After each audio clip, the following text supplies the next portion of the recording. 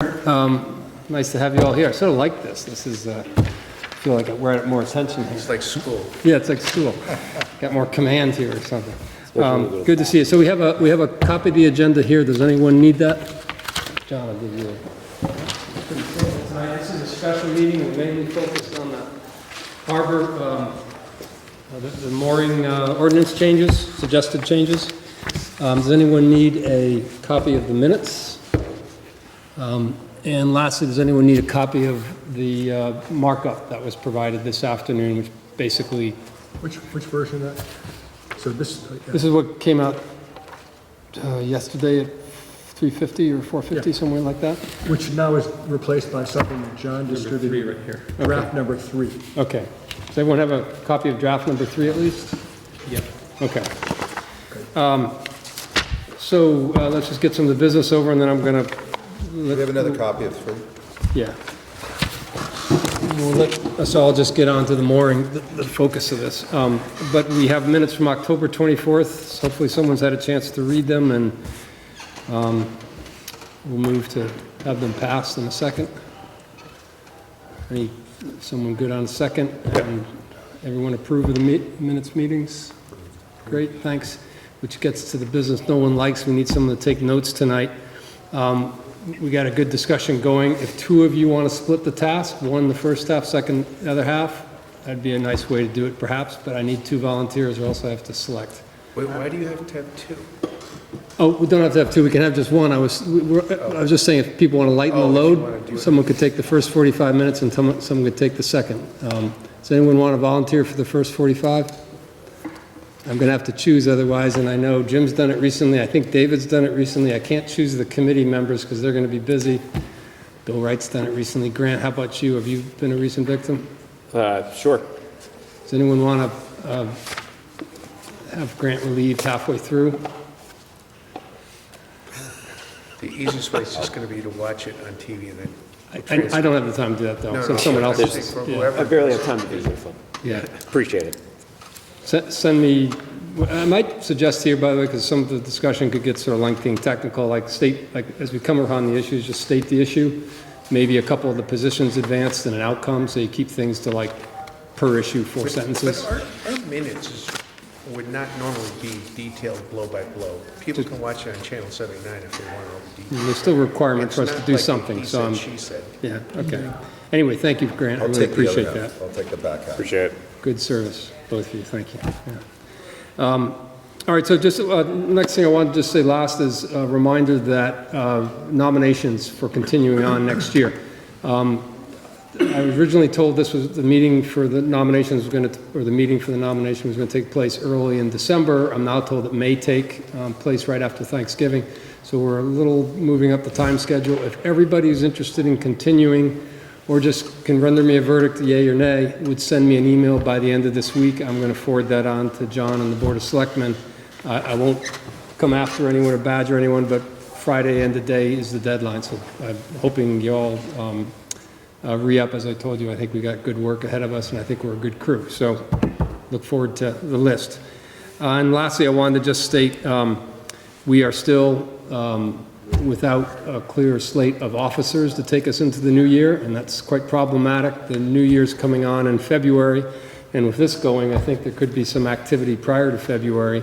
We really need a chairman, a vice chairman, and it'd also be nice to have a secretary, and it'd be super great to have a shellfish chairman. We have been absent those positions for too long.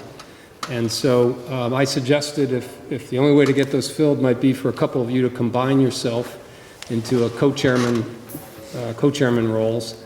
Maybe that's one way to do it creative and to have people feel some of the responsibility is shared.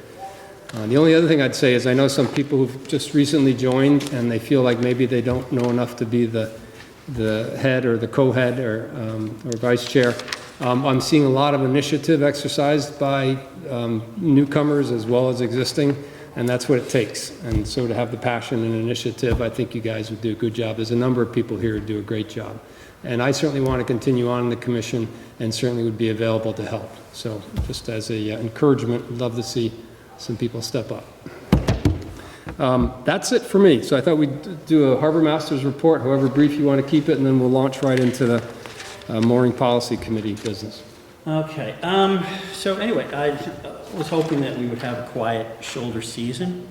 We had a little bit of an event crop up in the harbor just a few weeks ago. It was reported to me, and also I saw that there were clamming boats in Darien Harbor. And what concerned me and concerned others was the fact that it was dragging in and around the mooring field. So way past the clumps, more in. Well, I wish I had something bigger to share, but there's apparently, there are 3, which would be nice if we had a shellfish chairman, that would, or, member. It would be Needed help. at key times, It yeah. would have been good. But there's a few beds that are right at the entrance to Darien Harbor. Mayhew A, Mayhew B, and one called Clumps. Yeah. And Kramer's got the clumps, and I believe he's pretty active in there in the winter. so there was a dredging vessel or a clamming vessel in fairly deep in, and it concerned me, it concerned the contractor that takes care of those moorings. So I went out and spoke to them. It was difficult communicating with them because of the distance, maybe a little bit of a language barrier. And who was it? In the end, it turned out to be a bloom boat. So I'd never seen them in that deep before. I'd never seen them dragging in and around moorings. So I asked them, to state who they were. They said they were with Bloom Brothers, and I said, I've never seen, and I'm concerned you're going to grab one of these moorings. So they were probably about done with their day anyway, and they left. So they came, I guess they reappeared over that weekend. I think I was out there on a Friday for some reason. And reappeared the following week. And then I actually got a phone call from a resident of Darien asking what was going on because they saw them dragging over in the Roten Bay too. So I called the state. State gave me an education, provided me with this little diagram of the beds. And I eventually got in contact with one of the Blooms. And I just said, I'm new to this position, but I'm not new to the harbor. And I don't ever recall seeing any of your boats this far into the harbor, especially dragging around. So he said, well, yes, we do, and yes, and everything like that. So I called the state for confirmation, and then he also called the state. And shortly thereafterwards, I had a couple of phone calls with Mr. Bloom and also with the Department of Agriculture under Deep. And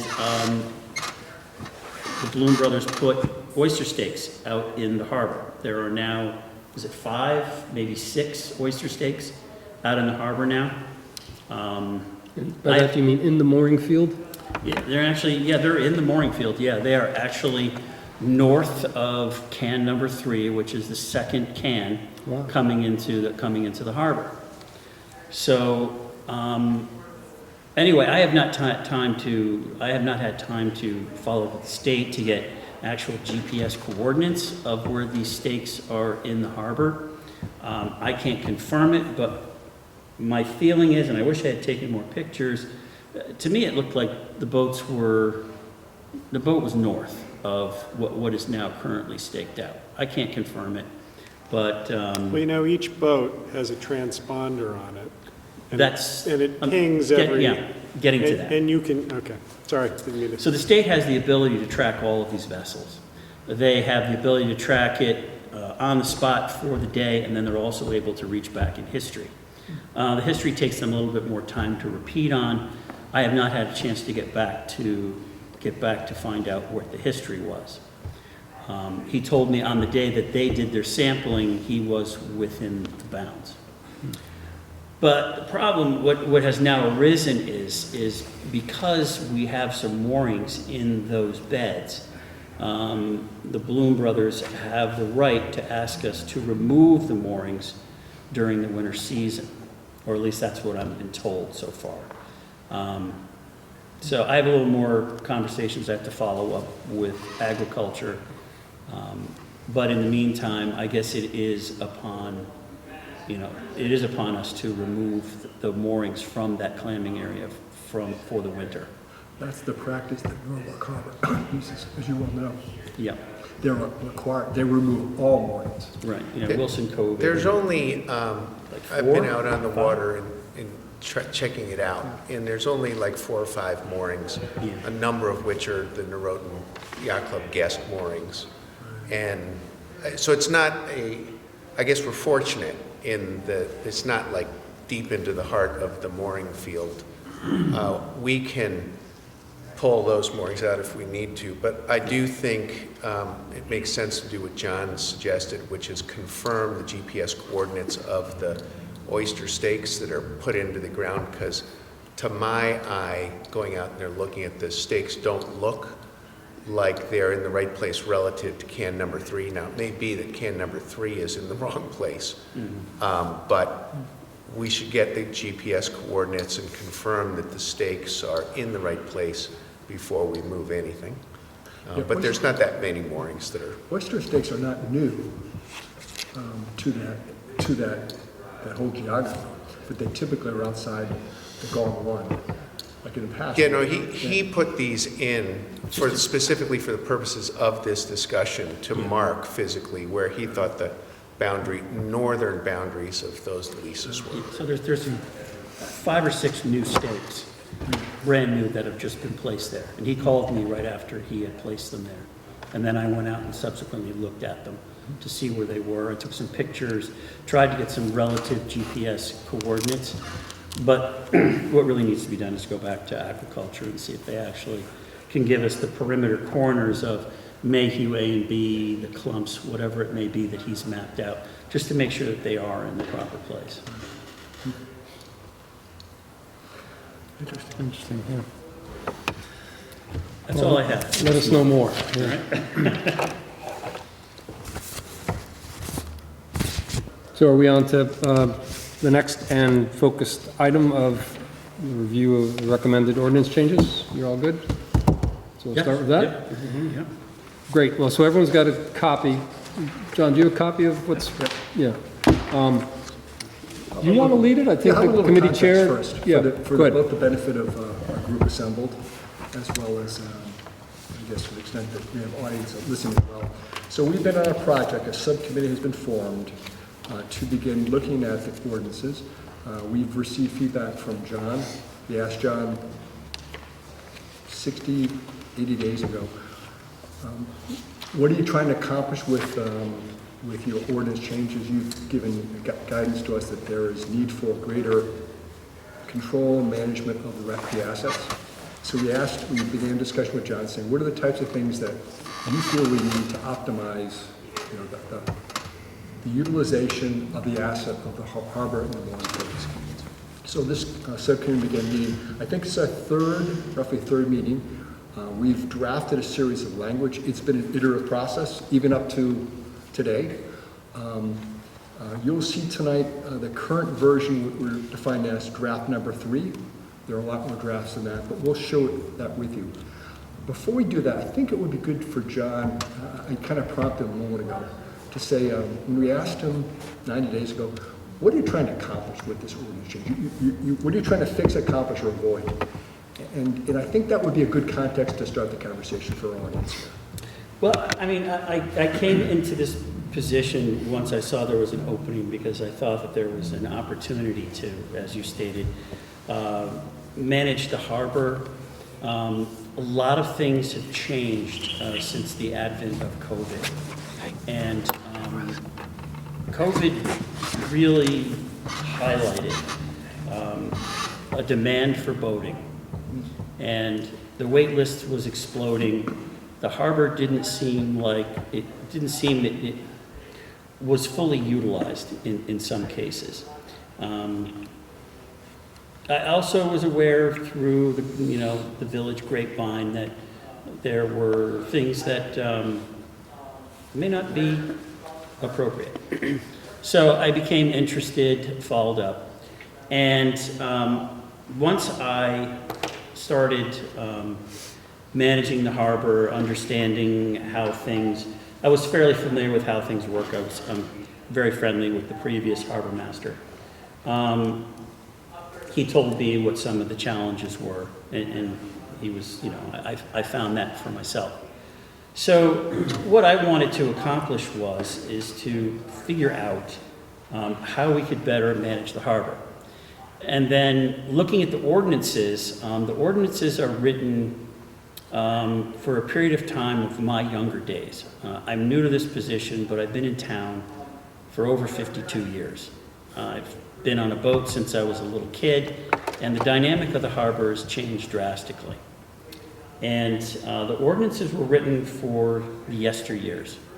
And when there were certain things that I wanted to improve, I was faced with situations where I couldn't do anything about it because either the ordinances didn't speak to what needed to be done for the health of the harbor, or the statute of the state of Connecticut didn't manage that low. So that's when, very shortly into this, I realized, reading the ordinances, there were some ambiguity, there were some contradictions. It has always been that we've managed our harbors differently. There's the ways that moorings have been managed in Ziegler's and Scotts Cove are much different than what takes place in Darien and Norotan Bay. And there's nothing in the current ordinances that speak to that. I know there's been, like, for one particular thing is the rafting of 3 boats. It speaks to all harbors. But I think we all know in here, anybody who goes on a boat, what harbors we're actually talking about. So those are the type of things that just needed to be sharpened up. I wanted to give more transparency because I've had literally over 100 conversations with people in town who are on the wait list, are in the harbor, they've got a lot of questions, and the ordinances don't speak to what the practices are. A lot of people don't understand the difference between Norotan Harbor, Darien Harbor, and Scotts Cove. How does that work? So it became pretty apparent to me that the ordinances needed updating, and not just for me, but anyone who manages the harbor after me, and also so that everyone understands how we manage our harbor. Much of the things that we have, there are some changes in here, but much of what is in this document speaks to the practices of what have happened in the past.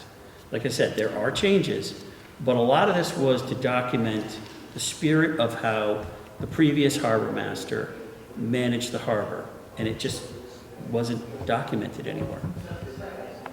If I were to summarize that, I've heard the words transparency, clarity, and with enough specificity such that a person could review the ordinances that we're looking to develop and understand the methodology by which either I create a new mooring registration, renew a mooring registration, or make changes to a registration that's in process. It is to my co-partners, Skip, Sam, is that a fair summarization? Wait, I'm sorry, can you just say that again? Yeah. The intent was to create enough specificity in the language of the ordinances such that a Darien resident who wished to have a mooring would understand how it works, how it's intended to work if I wish to create a mooring, renew a mooring registration, or change a mooring registration for different circumstances. And I think that was the guidelines that we used in creating the draft that we have this evening. Yeah, I think that's what I'll call directionally correct. But I think Julie raised a question in her email this afternoon about the differences between ordinances and regulations for the town, which I'm not sure that at this point I'm fully briefed on. And so some of that, I think we're trying to provide that sort of clarity and transparency, but some of it may end up being in the ordinances and some of it may end up being in regulations. And I'm not sure that I understand yet the distinction between those two. Well, I'm going to guide the process a little bit because I think it would give some context about Julie's point, although I didn't see it. But are there any general questions from our fellow commissioners about what we're trying to accomplish? I mean, you saw a sampling last commission meeting. So there should be no surprise what we're trying to accomplish. What we're gonna do today is update you with where we are. You saw a draft, I think, on Tuesday night. This has been refined further. But I'm to understand that there is no major question about what we're trying to accomplish. We're good on that?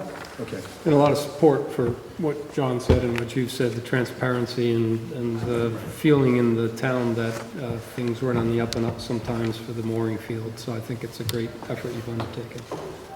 So I think there's, on the question of ordinance versus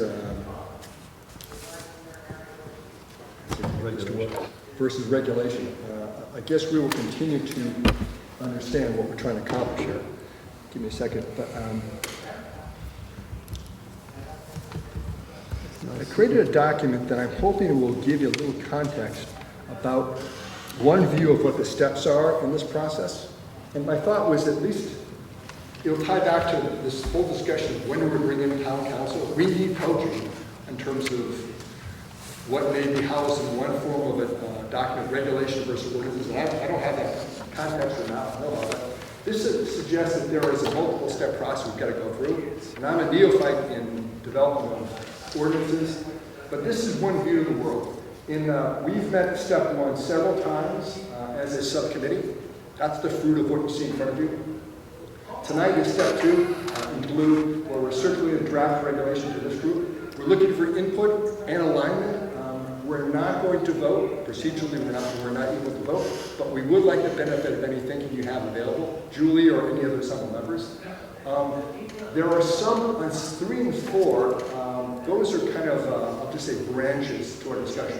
There is some language in a section regarding the Darien Police about speed and weights. We need, I think, some guidance from them. Is it clear that what we're trying to do? Can they enforce it? Do they support our regulatory change? Number 4, distribution of town council. Do these arguments belong in ordinance or regulation? Unclear to me, but I'm thinking we'll get some context from that party to say where do we house it.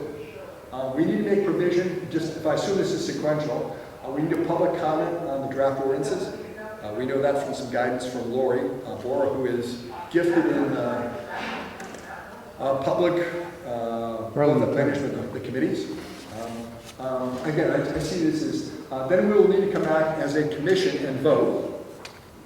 And then the output of that, number 6, and much less any revisions, is we'll create a final draft and a clean draft. Step 8 is presentation of our recommendations to Team Zagrodzki, Board of Selectmen. I guess it's a step of approval. And then there's some incremental steps associated with the Rules Committee of RTM, and then RTM formal vote. That's as I've outlined the steps. These may be entirely wrong, they may be materially right, but these are some sequential steps that I think that we just need to be aware of as we advance that. All the while trying to get this baked and ready for John so that he can have ordinances or regulations or the equivalent thereof in time for the voting season, which is fast upon us. Questions, feedback? Now, John and you guys, you have parties that are experts at this process. Yeah, we will. I think the first step is really agreement among this group as Okay. to what you want to present to the Board of Selectmen. The legal piece to all this, we will get counsel in parallel to help us with that, so that we don't press into detail. So that in mind, the next document, just to give it quick, is a little bit of geography on what this document is in front of you. I'm just going to break it up a little bit because it helps me. There's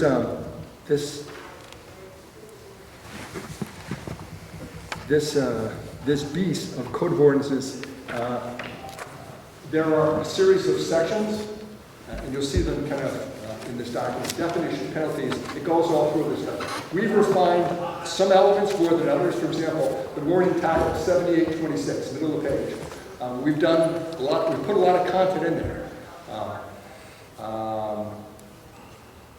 We've created another section, at least for you to consider and get your feedback, in terms of what are the roles, responsibilities, specifically responsibilities of the harbor master. For example, how does he manage that process? What rights does he have, including revocation of mooring permits, removal of permitted vessels, and enforcement? So we put some meat there, thinking that that will help both John and his successors.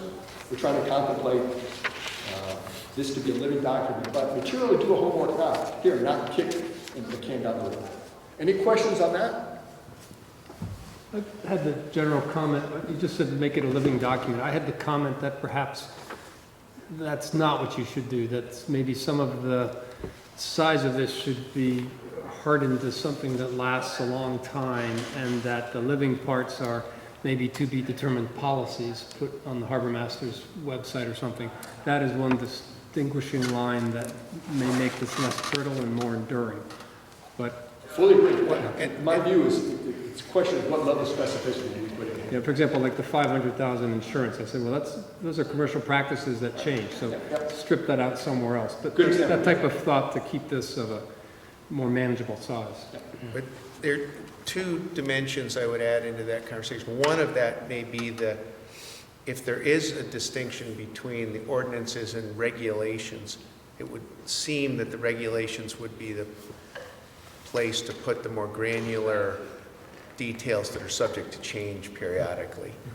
Also, I think one of the things collectively that we're trying to do is balance the town trying to be specific in its management of the town's waters with the rights and responsibilities of the harbor master, who is a state employee and has been given rather extensive powers directly by the state in that capacity. So we need to find a marriage of all of that in this process. Correct.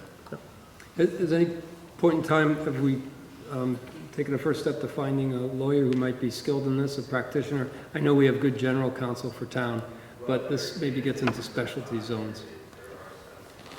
My opinion would be is we'll go to town council and ask them We're gonna- where the expertise lies. Yeah. Is there adequacy of that insight there? If not, I'll look to the town to say no, or yes, and if no, help us secure the same.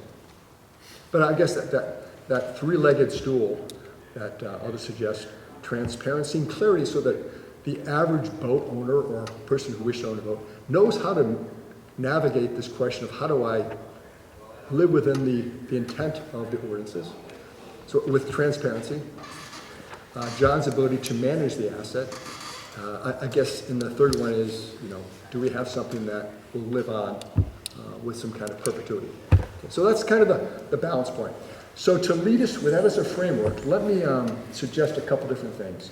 You have in your hand draft 3, which John has graciously found the goodwill of a printing system to generate. As I think about this is an example of a document that's been knocked down. Any changes have been incorporated directly into this. What was distributed to you on Tuesday night was a red line. So the red line is essentially what the original content was, and the changes in a red line, a legal Word document, that indicate what the nature of the changes were. If you suppress the changes, what you get is the black document referred to as draft number 3, which I think you guys all have. There have been refinements from Tuesday night through mid-afternoon today in this document. It differs from the document received on Tuesday. There are refinements, and I forecast that there will continue to be refinements. And as much as we're not asking for your vote tonight, we're looking for general guidelines, and as specific as you can. But for example, we have concluded that there should be a continued refinement of, if you look on page number 1 of 8, in the definitions under Darien Harbor, sections 1 through 4, and the next page 5 through 8. We're going to continue to refine the geographical definitions of these locations. Example being Fish Island, and a good example being Fish Island. So we'll continue to refine that. I point this out in that unless someone feels the need to weigh in on the definitions of geographic definitions on Fish Island, section sub 8, page 2, if you feel you want to weigh in on that tonight, give it to us. I would like to raise just that because I think there's a policy question that it would be helpful to get everybody's insight on. And it's the delineation between the definition of Scott Cove and the Fish Island Harbor. as it were. The current definition in this draft says that the easternmost edge of the Scott Cove Harbor goes from the southernmost point of Contentment Island south, runs south to Fish Island. The southernmost point of Contentment Island, when you look at it, is actually the point that the Halverson's house is on, not the point to the west of Tony James's house. And I believe I don't know if you pull up a map, that we should be pushing Scott's Cove definition over to the western point, which would be the southwestern point of Contentment Island, not the southern point. Flip, And then the question is, how do you define the eastern edge of Fish Island Harbor? I'm going to ask that I illustrated that I brought that point to illustrate that will continue to be refinements. We should go to that and if there's input. But I raise that only, we don't need to finalize that, but I raise that to see if people have a strong point of view about those two things. If they don't, we can work it out offline, but. My only comment on that is, and I'm trying to find, here it is from the document from Monday, is that it seemed like some of the definitions in the beginning of what the harbors were and where they were defined, it seemed like a lot of the specificity was taken out of that, from 270 degrees, from this point to that point, right? And yet I'm just saying, this one for the Fish Island area seems to have so much of it, Well, and maybe the So new the- document doesn't, so that was history of the the- inconsistency of the that history of the presentation. thinking Yeah. in these comments is that none of us actually know how many yards it is from one place or the other, or what the actual bearing is. And so we didn't, and nobody in the real world who's reading these ordinances will ever know that either. But if we can not use whatever it was, yards and bearing degrees, but rather just do it by landmarks that are kind of fixed, it would just make it easier for everybody. And then, But in this one, it has the yards and the bearing marks and such, It unless. does. Maybe I'll. So that was my thing, yeah, so no, that one should be, in It's the most updated. recent one that gets. Okay, all right, perfect. Apologies then. So here's a suggestion. Let's kind of work our way through it, and we'll catch up to that part. And I guess I'll go through there. Forgive me, guys, the screen is not going to do it justice, but in definitions, you'll see in the beginning, cool. the concept of berthing harbors and mooring, berthing harbors, and the concept of day harbors. Any questions, any guidance, any input on that concept? Any heartburn as constructed? Kevin? Yes. This is Julie. Hey, Julie. Do you have the benefit of my comments? I sent over, I suppose you're loud in it. No, I froze myself at 6:30, Julie. Okay. Yeah, I'm having difficulty hearing. I can hear you, but most people Yeah. want me to hear them, so. But I did go through the document pretty closely and gave all my input, so. Well, here's what I can propose, Julie, is, thank you for doing that. I mean that sincerely. I guess as an output of tonight, Sam and John, Kevin, and Flip will take all the consolidated input and try to weigh it in and factor it in terms of the next turn of the draft. So it's not going to be lost, even if we can't hear you tonight. Yeah, that's fine. And, a lot of it is some of it is like wordsmithing, and I had a couple questions. Yeah. And there was just one or two things that, and I'll speak up to them when Excellent. they come up that I think we should talk about. Excellent. Okay, so as we walk through, please make those known to us. So if I look at, I'll use John's document. If I look at definitions, if I look at this section here referred to the definitions of geography, any specific feedback on page 1? I'll type in one. I think you should just use the draft that went over when you guys look at it after the meeting. Okay, Of my comments to the draft for the wordsmithing. I'm not gonna do that over the phone because I think it's gonna be too difficult. Okay. But the sort of issues, particular issues that I think are big picture issues, I'll bring up when we get to them. excellent. Okay? Yeah. Can I just ask a question about the day mooring harbor concept? Has it always been practiced that people are not permitted to stay overnight in a day mooring harbor, or is that a new thing? Has that been a problem? Generally, I mean, when we're saying overnight, we're meaning unattended vessel.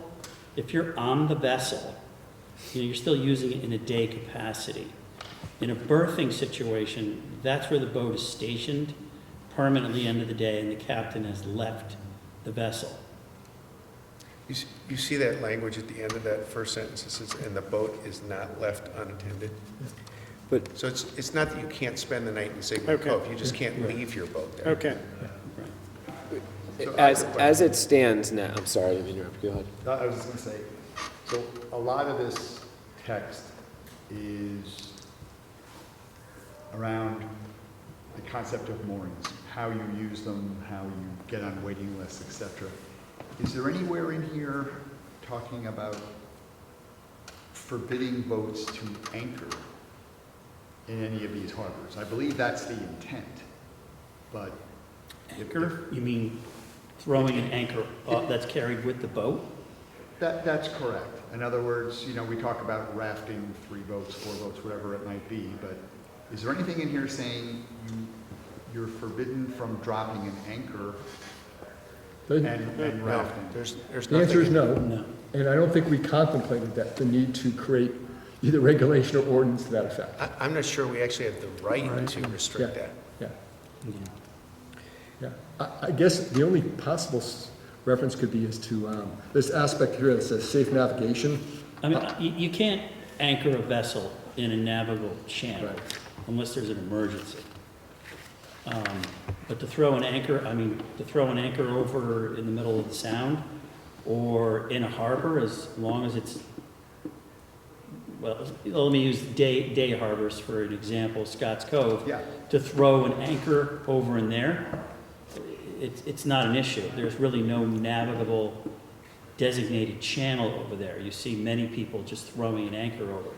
But There we could have- be situations in in Ziegler's Cove, where it's already tight, and then someone decides to drop an anchor. There is verbiage in there about breaking up, being a harbor master and police being able to break up the raft ups if they impede navigation in the harbor, or pose damage to other vessels in that harbor that are permitted or moored.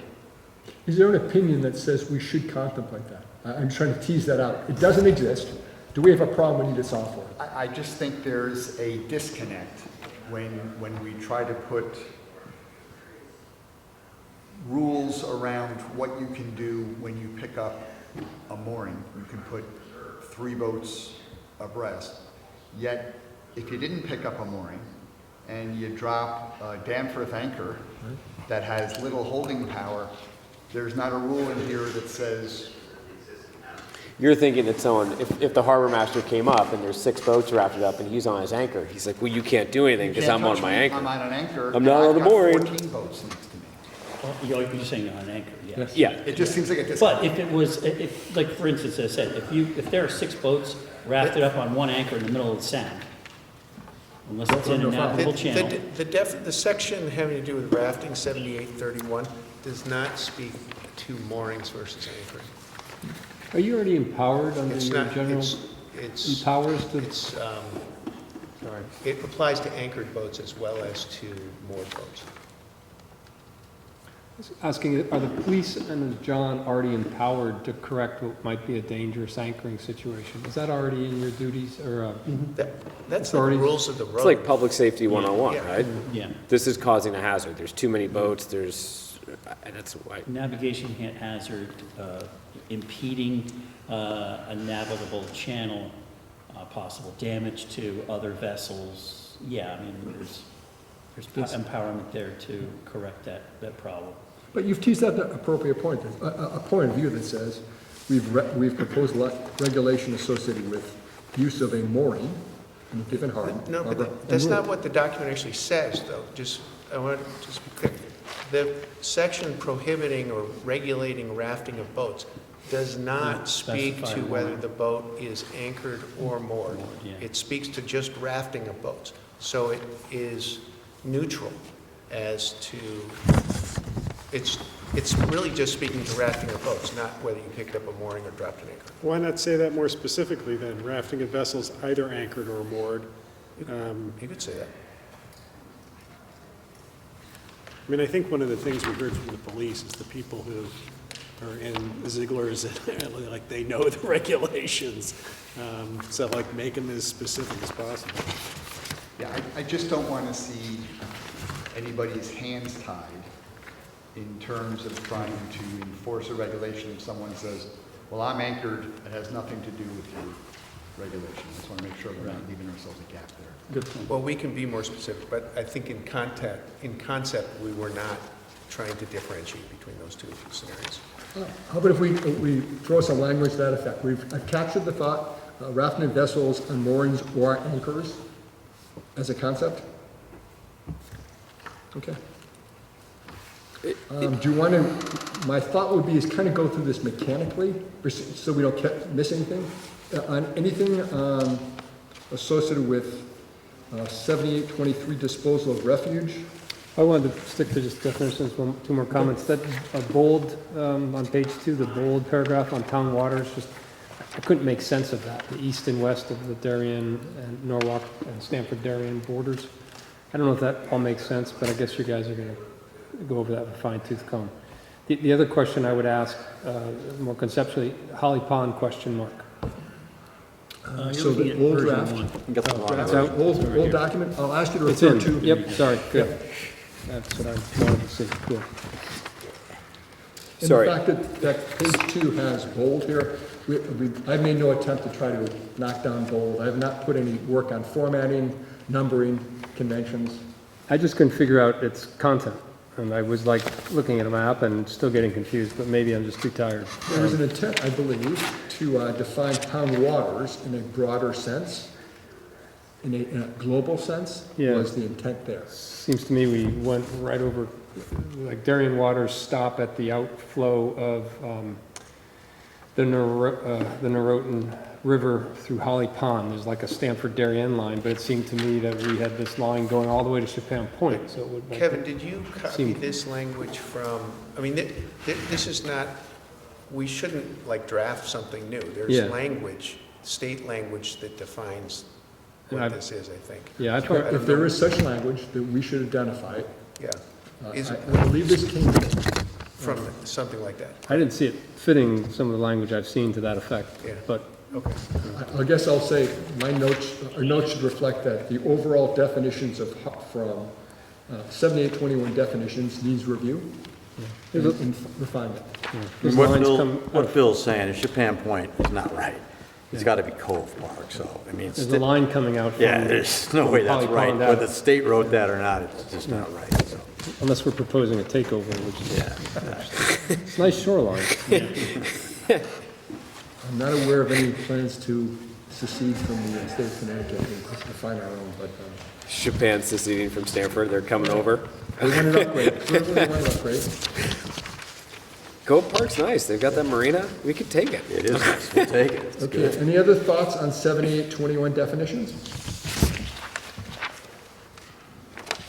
Just for people's clarity, I've got the original ordinances as they're currently on the books. It appears to me that this bolded document, bolded paragraph is what's there right now, including the mention mysteriously of Japan. Right. Yeah, interesting. So, Is there anyone currently that uses moorings in Ziegler's Cove as their permanent overnight berthing location? Because I think originally there were people. Originally, it was a berthing harbor, It's not. 50s, 60s, 70s, and then probably sometime in the 80s when, I guess, Darien finally got an official harbor master. It was opened up to the public. Okay, There's only one vessel in there right now that is, or one mooring in there that is permitted as a berthing okay. mooring. I was just curious about that, but that makes sense. So there's a related question having to do with the acquisition of Great Island, which is, will at some point the town permit people to store a dinghy on the shore, on the docks, wherever, on Great Island, and row out to their boats, which could enable more people to leave their boats, to have that become like a berthing mooring. But, If the town goes in that direction. yeah. Okay, I'm going to just keep it moving this forward here. Yep. Any other feedback on 7821? Sam, thanks for finding that the existing language is in place. Let's take a look at 7823, disposal of refuge and other substance. There was no, just double checking here.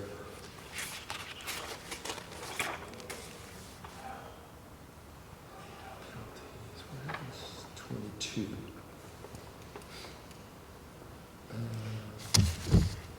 Yeah, I think somehow this, looking at your document here, we lost, this is meant to be a new section head here. This refers to the type belongs here. Can I clarify Yeah. that paragraph that Sure. I just reread? The mention of Chapin Point is just to draw a line only, from Long Neck Point to Chapin Point. And then the north-south line goes from Holly Pond down to intersect with that line. So it's just a point reference. The actual Darien waters are more defined by the line dropping south from Holly Pond and intersecting that line. Oh, I see your point. Town waters are always point to the extremities, sticking down into the sound, wherever they are. So I think your point is maybe it's NBD. good. Huh? I think is your point that this may be accurate and valuable. Although I think it you, just defines, it's a point in the sound I that see what you're is saying. south from Holly Pond and that runs on a line that runs from Long Neck Point to Chapin, and that actually makes sense to me. And and that line is probably inside of Smith's Reef. And Goes Definitely. over the middle of it. so it makes actually sense. It's just kind of, that sets the outer boundaries of the Norotan Bay Harbor. no, I see your point. I think we just could write this better, but it's got the content, yeah.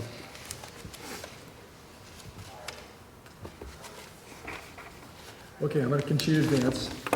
I'm just highlighting on this document in pink that this is meant to flow to this next section. It's referred to as 7822 penalties. Just take a look at that. Any feedback for us? I thought maybe when you mentioned 5 Mile River, you might talk about the authority of the 5 Mile River Commission. Just make reference to that. Except for 5 Mile River, which shall be subject to the authority of the 5 Mile River Commission. Again, I'm going to ask you to refer to this document too, if some of that's been cleaned up. Sorry. No worries. I know we're bouncing around a little bit. Where are you, Bill? What page? On draft. 7822, which is the paragraph under the bold section on page 2. And there was Oh, I reference to 5 Mile River, but I think that's gone now, so, sorry. I Again, mean, it's important for everybody to understand there's talking about punishable by a fine. We're not contemplating any monetary fines being authorized by this change to the ordinances. That really, the main recourse is to pull your permit for a mooring. Okay, but this whole section refers to vessels that are physically in Darien waters, right? So there's vessels in Darien waters that don't happen to put themselves in a Darien mooring. Right, but when you think about what they could violate, I mean, could they violate the refuse provisions? Yes, but there's no, we're not proposing any fines for those. The real thing that strikes me that you could violate in here are things having to do with your mooring. And so it's in that respect that the penalty for that, even though we reference fines, is not, we're not proposing any fines. We're just proposing that your mooring can be pulled by the harbor master. It's at risk, Is at risk. up to and including that recourse. So, I mean, I think we have to define that then, that it's only Darien mooring holders who are at risk of retribution, if you want to call it that, for violating the dumping penalty, or for dumping.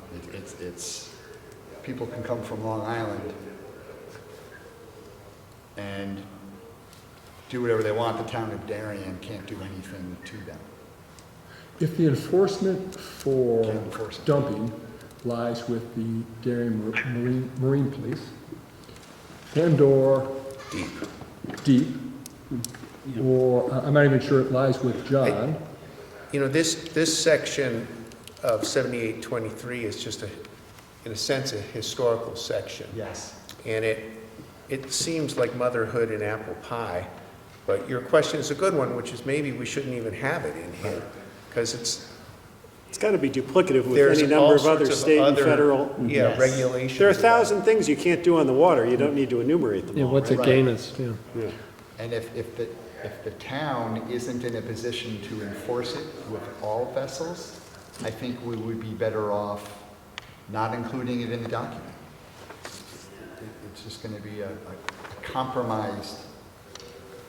Well, so let's talk about one that actually could potentially happen, which is the no-wake zone. So the people that ultimately we envision enforcing that are the Marine Division of the Police Department, not the harbor master, except on what I'll call an informal basis. And as it relates to penalties, I mean, I know that generally speaking, the Marine Division tell you to slow down. They don't tend to issue a lot of speeding tickets. Whether they can issue a speeding ticket or not, I don't know what authority they would have, but it doesn't strike me that this is a harbor ordinance authority for a speeding ticket from the Marine Police. That we tag this, is that enough?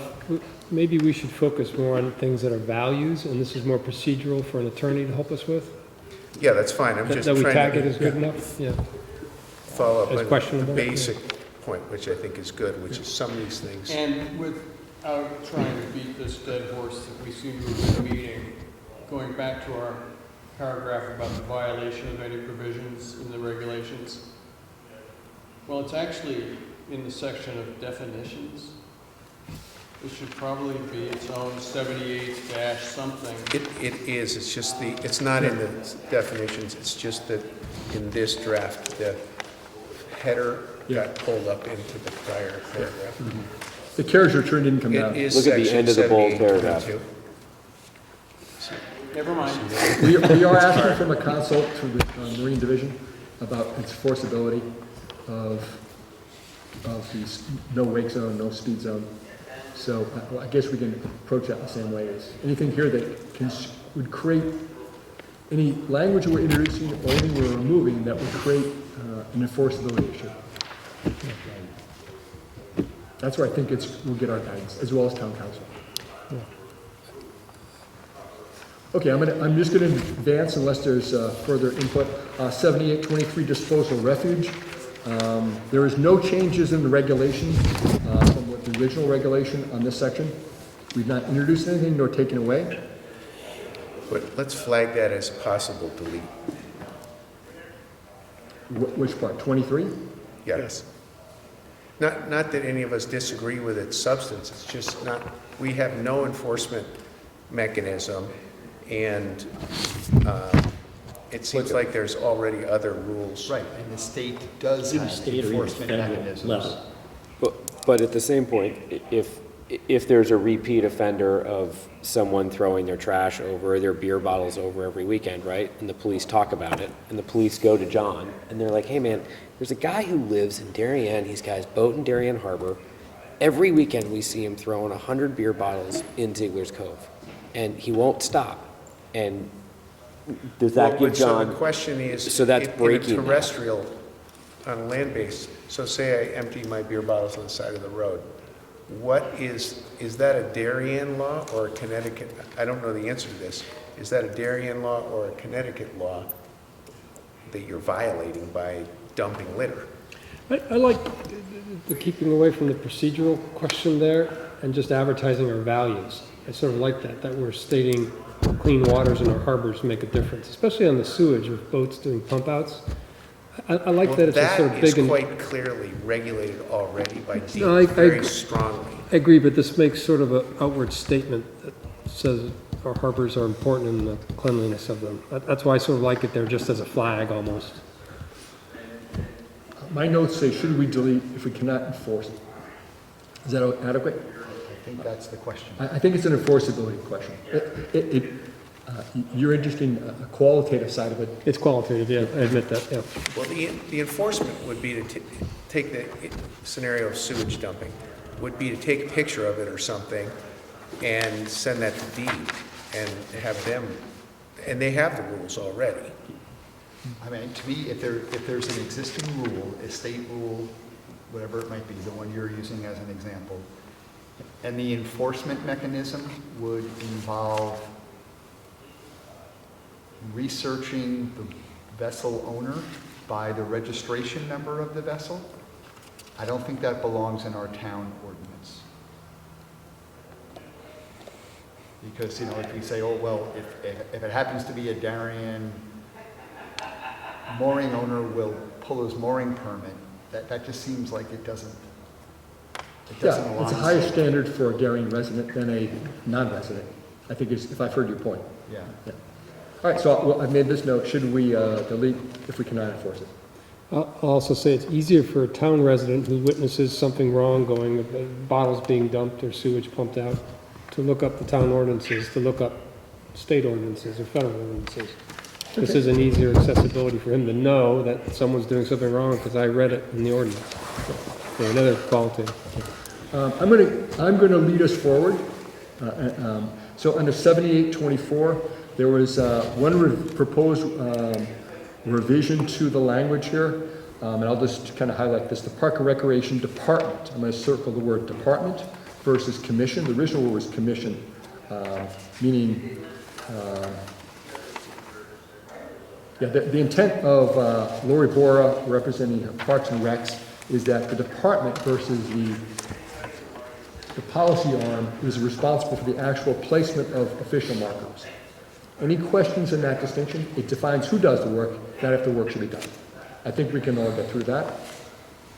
Then advancing to 7825, speed limit, slow, no wake. So there is the intent of this language, revised language, is to remove this aspect of speed, it defines speed, and use the standard of care to be a minimum wake. I thought that was good. I'll put forward the question, should you list, I know this is something you want to do very shortly, Ziegler Cove and Scott Cove, no wakes, buoys. Should you list those or just refer to totally take that out and just refer in the first paragraph definition and other locations as determined by the harbor master in town from time to time? No, because it has to be, because it speaks to boat operation and safety, it has to be specifically stated in your ordinances, and the state has to approve it. So this line that we have, this paragraph that we have here, I've shared with the state of That's a Connecticut. step in you the getting boating it done. division. Got it, okay. I had the same questions, Bill. I think that's And good. That's good for they are clarity. actually fine with it. because you need to have a slow, no-wake zone if it's not a harbor.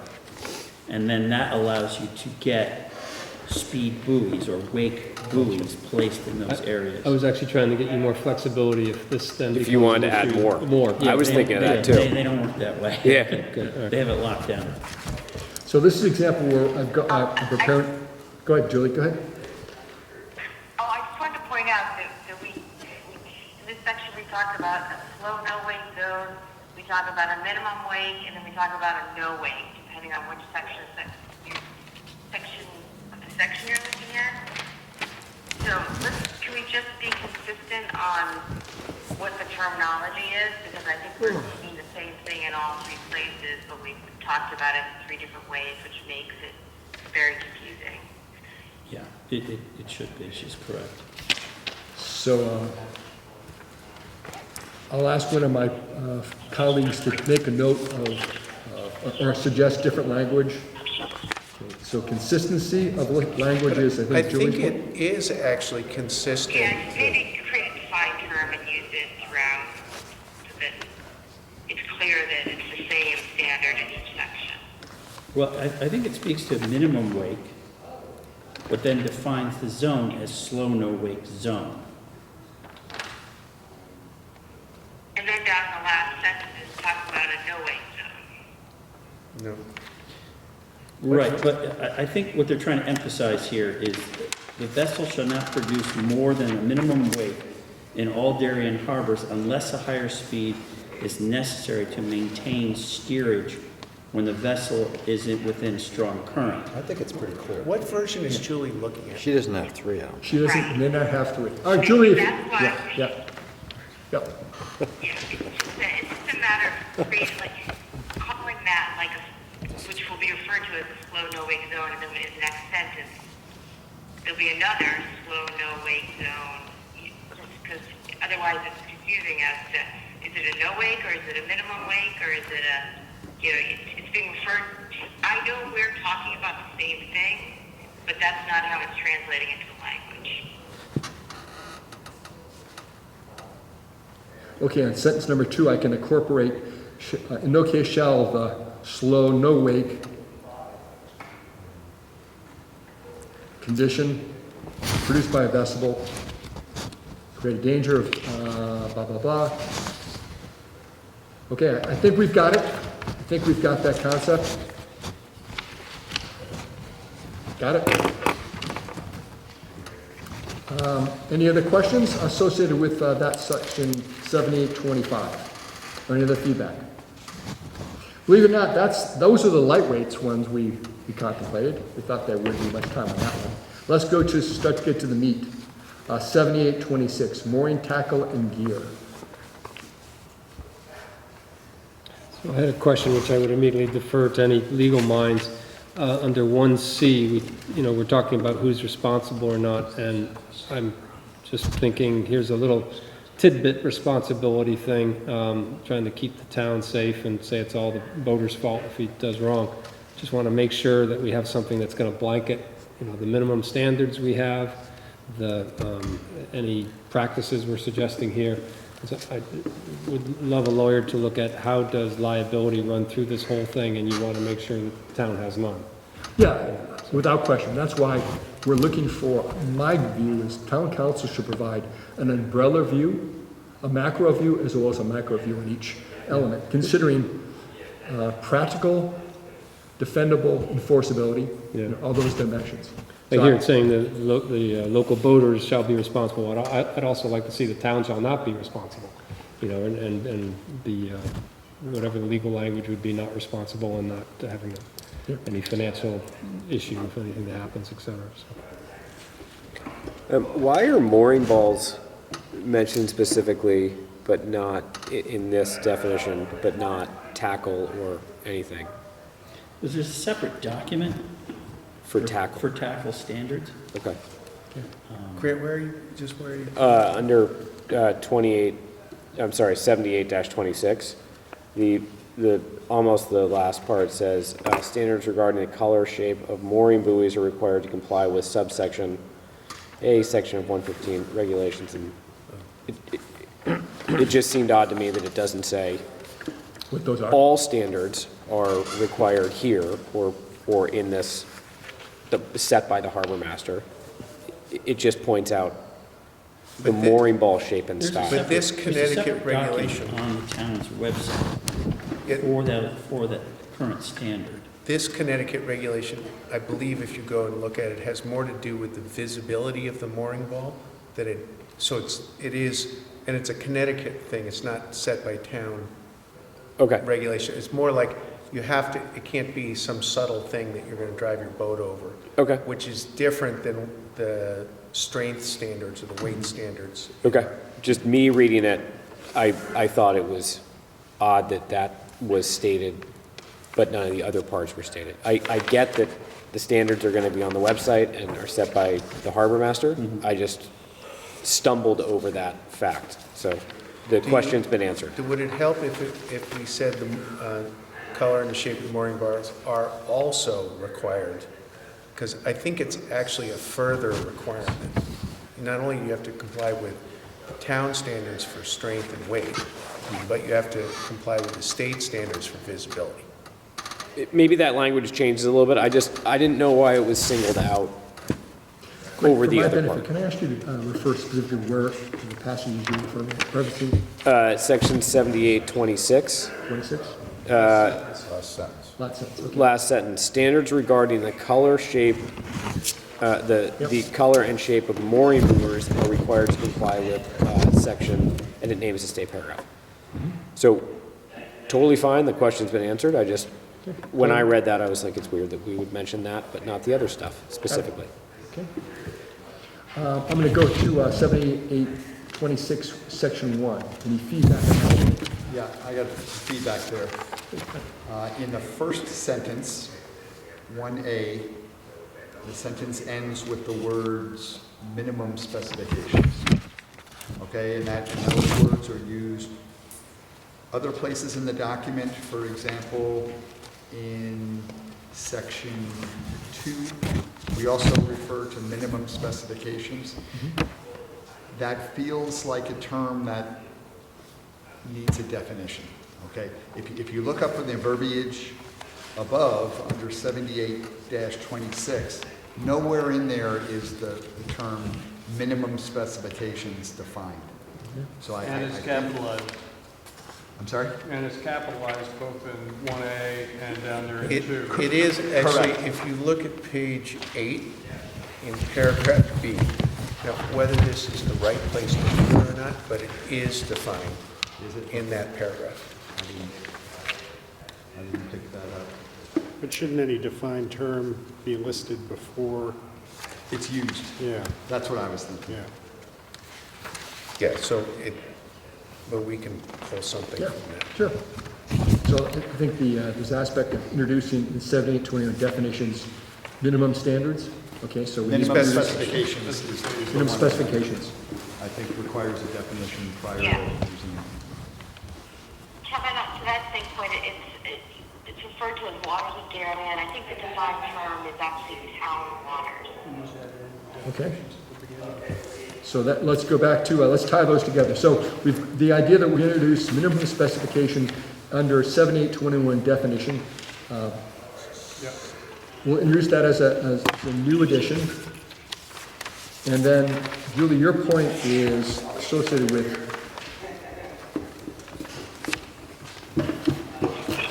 In Town that same waters. sentence, the term is introduced waters of Darien, but I think the defined term is actually town waters, which has already been defined above. got it, thank you. Okay. Okay, got it. Under, that goes under 7826-1, numerat C. Each person mooring a vessel in the town waters shall be responsible. Have I captured that correctly? I think so. Yeah. Okay, got it. All right, additional comments? In B, I was curious, it's not clear to me, if the harbor master is ordering a vessel, to be reattached or secured, are you also giving the harbor master the authority to take that action? Or are they supposed to contact the owner and have them take it? Or is it, either or? I'm not hearing the question. She's wondering how much you're empowered to proactively take the boat. I mean, it's Yes, I it's can. a good question, because, and I think it's, so let's just walk through that scenario. Say a boat comes adrift and goes up on the town beach. I don't think, and that the harbor master then just, under this sentence, determines that it should be reattached. I don't think anybody wants to, other than sea tow or something like that, pull that boat off the beach. Like any third person, like Norotan's waterfront people don't want to come out and pull a boat off the beach and step into the chain of liability. I mean, there's probably there's a degree of assistance that I would provide, probably based on my own safety and the safety of others. Right. If I can prevent something, I will, but if the damage is done, that's when sea tow is called in. Right. And it's sort of just the practical issue of, so then take the other scenario that's contemplated here, which is somebody's bridle lines are chafing. And on the one hand, you want to step in if you see that and tie another line on and try to help out. On the other hand, if it then chased through the new line, did you tie a bad knot, or Exactly. is it your responsibility now that I tried to be a good Samaritan? It's a complicated thing. I don't know what. I don't know what the issue is. I don't know what the answer is. I'm not sure that we actually get a lot from this language because it is so sort of scenario specific. My thinking is that, and this is language borrowed from another town. Which doesn't give me any comfort Well- if it doesn't make sense. No, I'm not begin. suggesting that it does. Yeah. I'm suggesting that I believe that there is value in creating roles and responsibilities for owners that say, if you have damage, if your vessel is at risk of breaking loose and causing damage to another party, that the harbor master has prerogatives and choices to enforce that, whatever action he or she chooses to take. That's where I'm going. I'm uncomfortable without language that says the responsibility for safety of one's vessel is, and risk to my vessel is not prescribed here. But this doesn't do that. This says the harbor master may order. So it doesn't prescribe anything. And it also contemplates that the harbor master is telling a third person to do it, not that the harbor master himself may do it. And I'm just suggesting that third parties may not want to do that as a practical matter. So I'm not clear that this gets us anything. But does it give the harbor master the authority to say, like, Fix it. a storm's coming up, you can clearly see a problem with a boat that ended up on a mooring that's too small and should be moved to a more secure location or something? It gives them the authority to be like, hey, you know what, let's move that to this big storm mooring that we know is safe, we know is better. There's a storm coming, we know it. Yeah, I'm just asking the question, I guess, is this ever going to happen that way in the real world? Because it's just, I don't have any problem saying that as a boat owner, you're fully responsible. That's capital. Yeah, which I don't have any problem with that. It's just the sentence that talks about the harbor master being proactive. I don't have any problem with the harbor master calling the owner and saying your boat's about to break free, you better get down here and fix it. But this contemplates the harbor master asking third parties to step in on the situation. I'm not sure I see that last leg. You said Who is the practically. harbor master going to order? I think the intent, well, you guys give me your view. Well, Did the you- harbor master's not going to order a vessel. Did you request this? So it's a vessel owner. This is borrowed from. So it should be just a think vessel Stanford. owner. From Stanford. Because he's not going to order a vessel, right? It's going to be a vessel owner. If you make it clear that you're only talking about a vessel owner and not a third party that you're ordering, then, I don't know why this has to be articulated at all. Well, did John request it? John, are you needing this more room to act here? That last 3 lines doesn't help you, John? Does anyone feel strongly that we should keep it? I don't. What's Well, the specific scenario that we're trying to solve? Or to protect ourselves? Right, I mean, is it that the boat is on the mooring, the lines are chafing, storm's coming, you're afraid it's gonna go, and the person's in Europe and can't be found, so something has to be done to protect your boat or someone else's? Is that what we're talking about? I mean, I would make a conscious effort to try and remedy this situation, but, you know, Do you need only, language to only do so that? much can be done. No, I don't think I Okay. need language for that, no. Okay. Do you have enough latitude in your role to do it without this language? It's just a courtesy. Yeah, it's just a courtesy. I mean, Okay. I think anyone has that power to step in and try and do the right thing, as long as there's no risk to life or limb. No, I don't think but anyone there, does. but there's also in the mooring, I think we should consider this language when we think about the indemnification provision. right, well, Julie, I was about to say, in the mooring agreement, it's, Where the boat owner may be liable for something that a third party is involved in with respect to their mooring.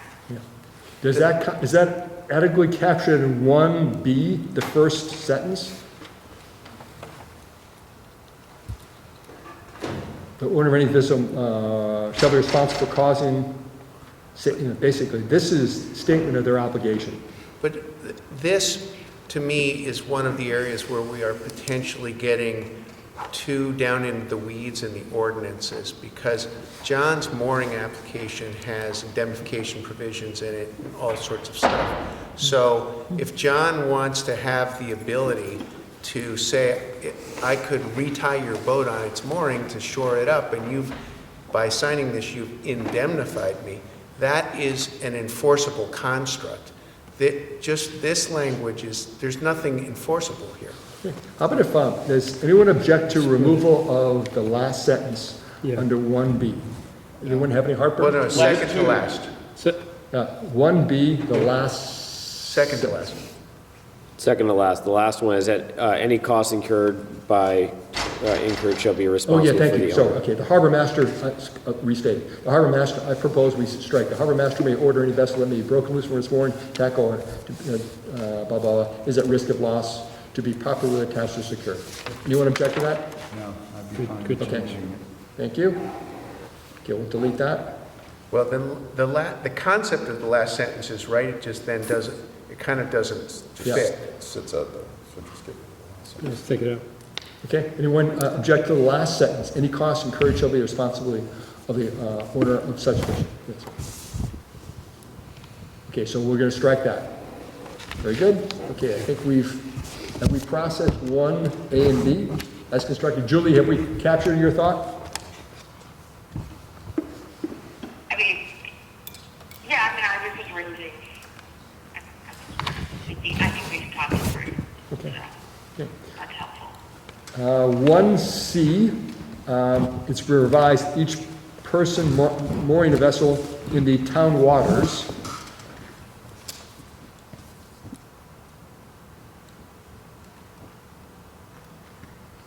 Any additional processing of that, 1C?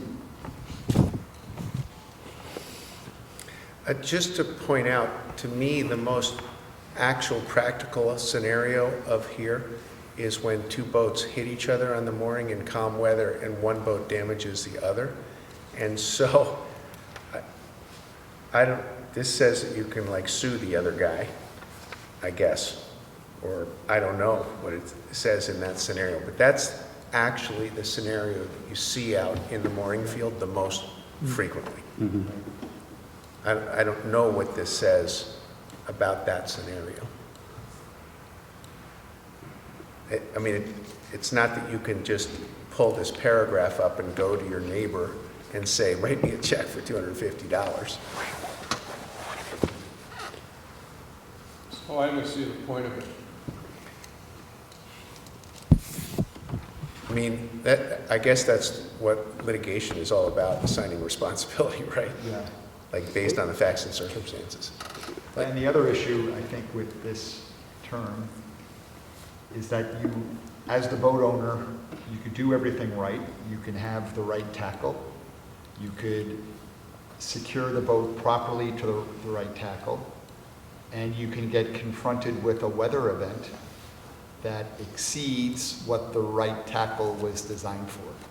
And it's not a fault of anyone, but it's an act of God that the tackle's not sufficient and your boat breaks free.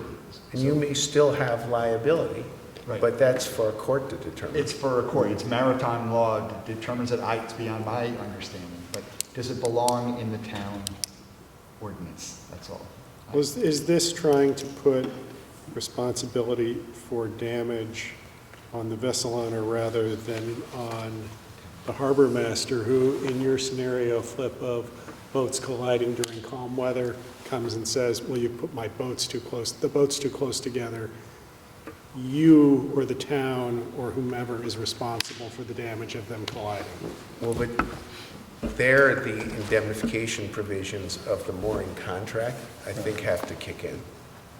All right. And those are something that each mooring owner is signing, so it's a more directly enforceable construct, I would think, than some There's more than general. likely other reasons why that's taking place. That the boat that's supposed to be on that mooring, something else is there. Purchases a larger boat. That's been known to happen. That's been known to happen, but I think the Yeah. scenario that we know that today, we have boats that are on approved moorings with the right boats that's assigned. We have a condition of wind or tide or the configuration of both, and contact takes place. We know that to be the case. I hadn't contemplated what you said, Flip, is that when we sign up for the mooring renewals, it basically, those are the terms that say, basically, Yeah, and that's You're more, responsible. as it relates to all this liability stuff, especially vis-à-vis the town and vis-à-vis the harbor master, that's more specific. Is this 1C, does that create problems with the language in the mooring renewal? Is that a question for council? I mean, I guess for the council to review this document, they'll need also the renewal language in the online system.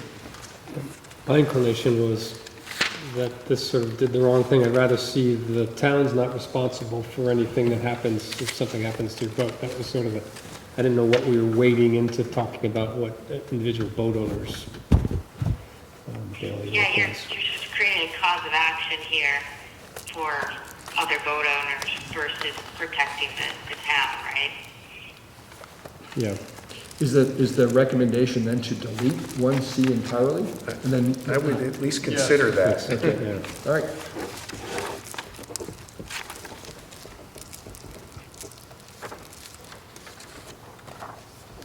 Well, I think Bill's point is good though, that, maybe we want to add in something to the effect of it's not the responsibility of the town if a person fails to secure the vessel. Again, I mean, there's two more important documents for this specific discussion, which are the mooring sign-up sheet Yeah. and also the minimum mooring specifications, both of which say these are illustrative, you can go heavier if you want, and, this, because, I mean, everybody should recognize these mooring standards are built around like a 55-knot storm or something like that. If it's really windy, there's no guarantees of anything. Isn't there also language later on in the document that says that mooring holders are responsible for carrying insurance and maintaining their mooring to a certain standard and such? So this could be There's- double, right? To my knowledge, there's no Connecticut statute that says you have to have insurance. I'm going to do a deeper dive on that, but I don't believe that there is a statute that says you have to have insurance. Don't we say it here later that Yeah, it's we're- a requirement? But that's why. In today's draft, we are parking that until we have council. It or may, would be- it may, I have asked for that to be removed. It may not have been removed. Certainly in this a draft. commercial context, almost all marinas Yeah. require that you have that Right. in order to go to their docks. Yeah. Yeah. I mean, if you're on like DACWA, right, you have to upload a copy of your insurance document They're in before they. both, you have to have insurance if you want to be on the dock. But as far as permitted moorings, Yeah. to my knowledge, there's nothing that says you have to have insurance. I think you're crazy not to. And that's why I'm concerned that if we force someone on a state permitted mooring to have insurance, I'm not sure it's enforceable at a local ordinance level if there's no statute in the state of Connecticut to support that request. Yeah, so we're So- researching, yeah. if you- So I have to research that. So in this draft, Like I said, draft, this it is, is. we don't have a harbor management plan, these are ordinances. The state has already told me they will not back ordinances anymore. They did it for Greenwich years ago, they will not do it in the future for any other town. What does that mean, John? They won't back, they won't support, they So won't if you defend? create a harbor management plan, it is reviewed and blessed by the state. So if there's ever a problem, you have the backing of the state, the Attorney General's office. If you have town ordinances, and like, for instance, like the one section of the ordinance I want approved by the state, that gives me backing for that, but the state will not back these ordinances. So if there's something if something in our ordinance goes above and beyond the statute, you don't have a leg to stand on. So that's why I'm saying with the insurance, state doesn't require it. How can we go above and beyond the state's requirements? Don't know if you can do that. But I'd like to check on that before we start requiring insurance. Yeah, got it, yeah. All right, I'm just gonna try to see if we can keep progress moving forward. A quick process point, it's 9 o'clock. Are you guys good for continuing? I think we're making, if people have the energy, I think we're making good progress. Do you have a hard stop? Okay. Should we plow on? So under 1C, I think Julie's point was some kind of statement to the fact that the town, make it declare the town is not responsible. This talks about responsible between two parties, but the town would not be responsible. I think Flip's point is that may be redundant if we were to declare that in the mooring. Yeah, I mean, I Online have to go system. back and look at that specifically. I know the harbor master is, because that's really an agreement with the harbor master, but I don't know, John, do you Sorry, remember? I still thought on something else. Do you remember if the sign-up sheet for a mooring releases or indemnifies the town for any damages? I believe it says that. Yeah. But I have to go back and look at it. John, is it possible to get a copy of those terms? Yeah, sure. Okay, good. Yeah, I have to dig and Yeah. find it, it doesn't come up easily. I'm sure Yeah, not. I'll find it and I'll Yeah. send it to everybody. Yeah, I think- Everybody, it's the, when you renew, you get that document, you have to click that checkbox Yeah. at the bottom. Yeah, acknowledge It's it. in there, it gives you all that information. Okay. If that were to be the case, then I guess the question would, if that was adequate and protects the town, is 1C valuable as constructed? I think the general consensus is no. So let me make some notes of the fact.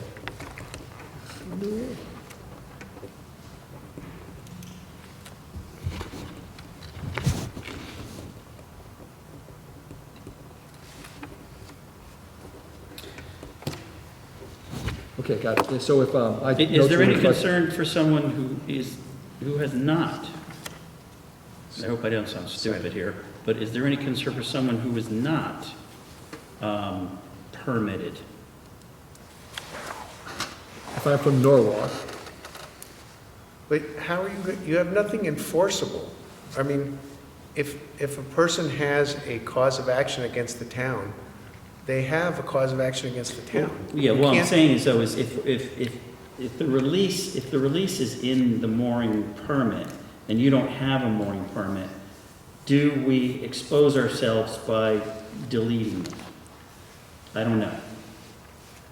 But they're gonna, so let's say it's a boater from Norwalk who comes over and picks up a mooring in Ziegler's Cove, and a squall comes through and they drift onto the rocks.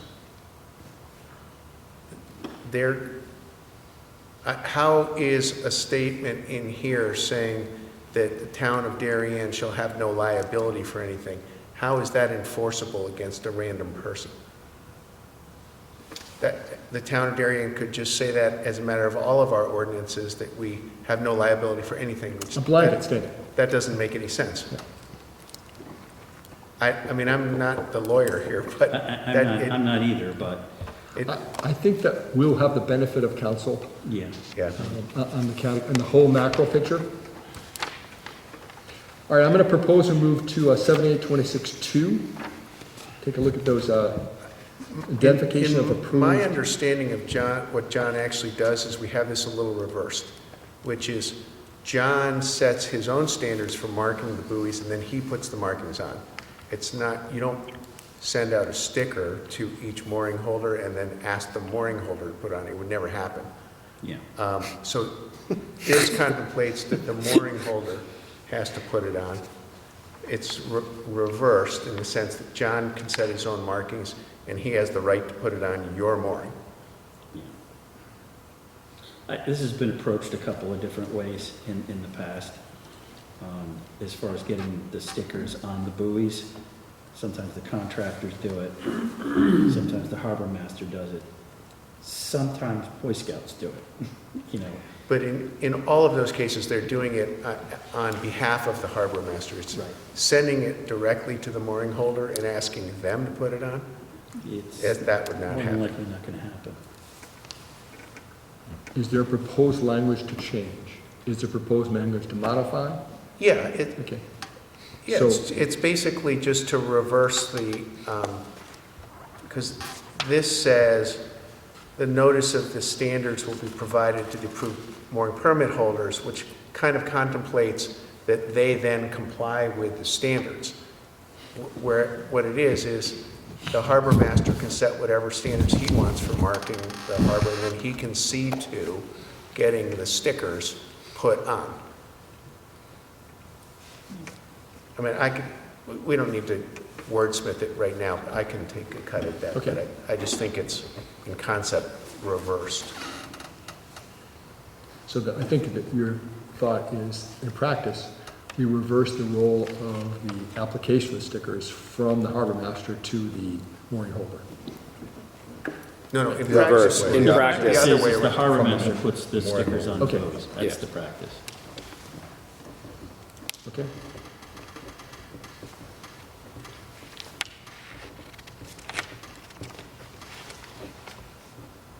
The number 3 is just a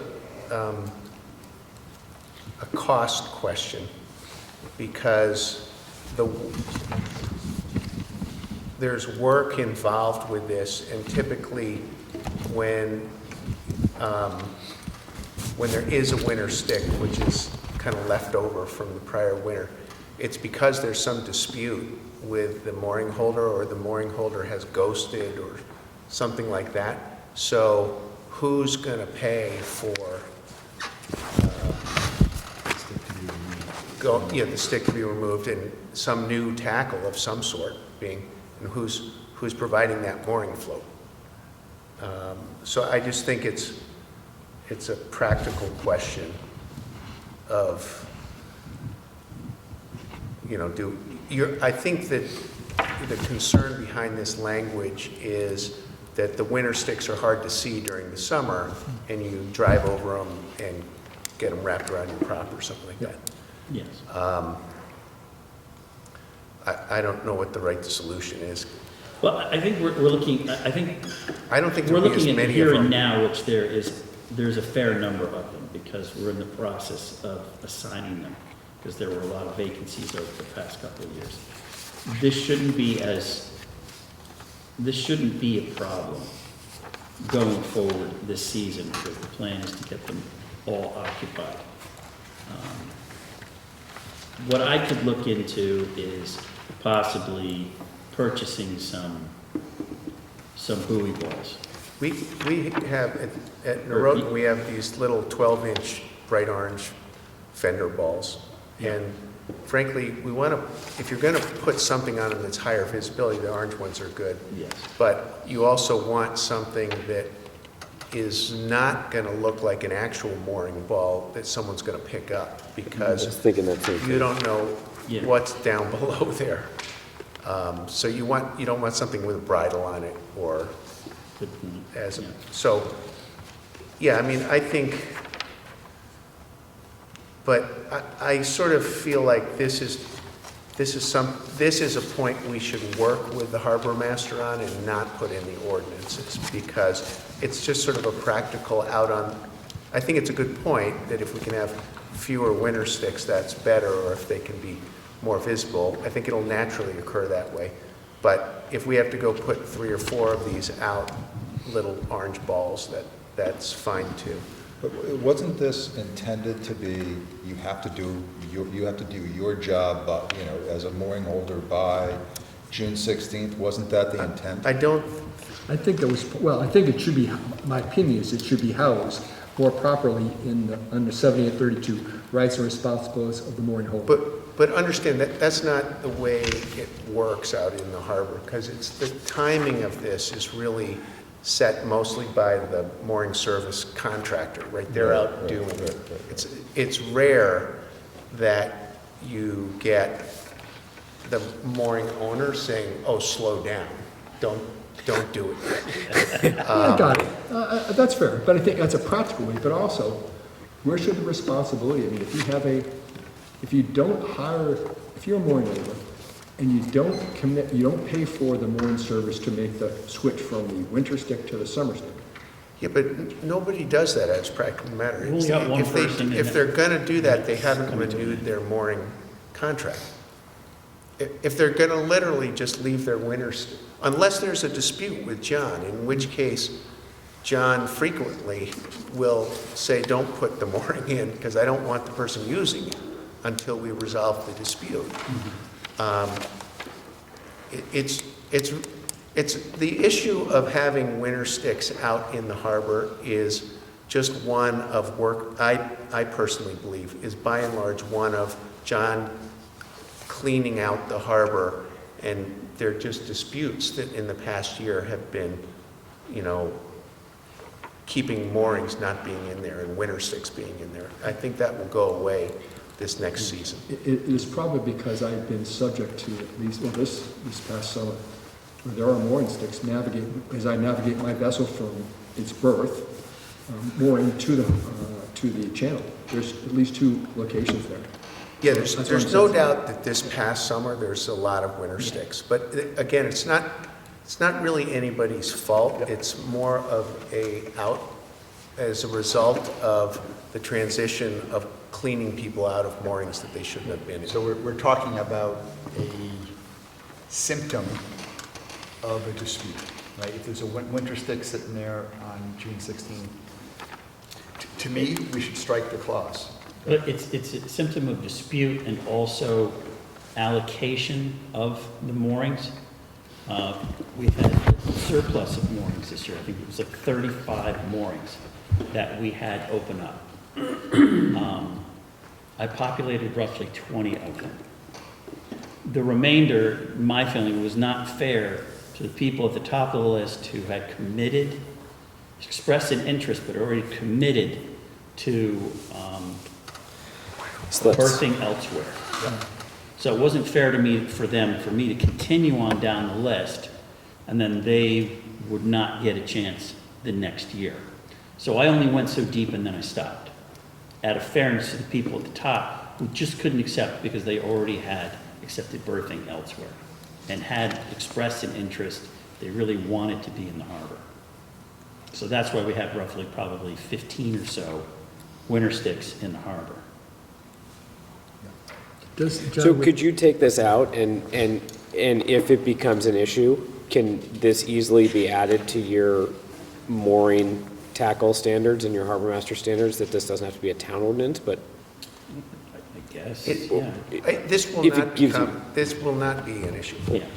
It just, I mean, it might be a good idea, that if we know we've got an ongoing dispute, we throw an orange ball. Yeah. That probably, that would be a good practice. So we can strike 3. Yeah, that's what I'm suggesting. We strike 3 Anyone live with and we that? leave Hey, could we John go with back? the latitude of putting a ball on it or leaving it as a stick. Leave, We yeah. don't paint him Harbor into a master corner that discretion. has to put a ball on it. Could we go back to 2 for a second, just have you guys consider just striking the second sentence, the one that Flip had been talking about earlier, just get rid of it?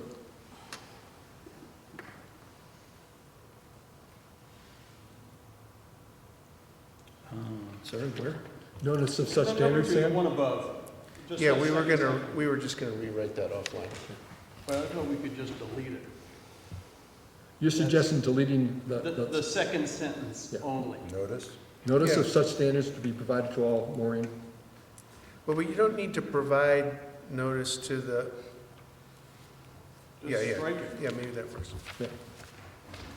Anyone object to that, this aspect of striking sentence to notice of such standard? No objection. Okay. Okay. Strike through. Okay, this is a general rewrite too.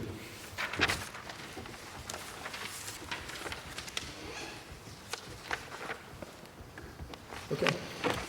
Mooring inspection, and this keep advancing here. Section 4.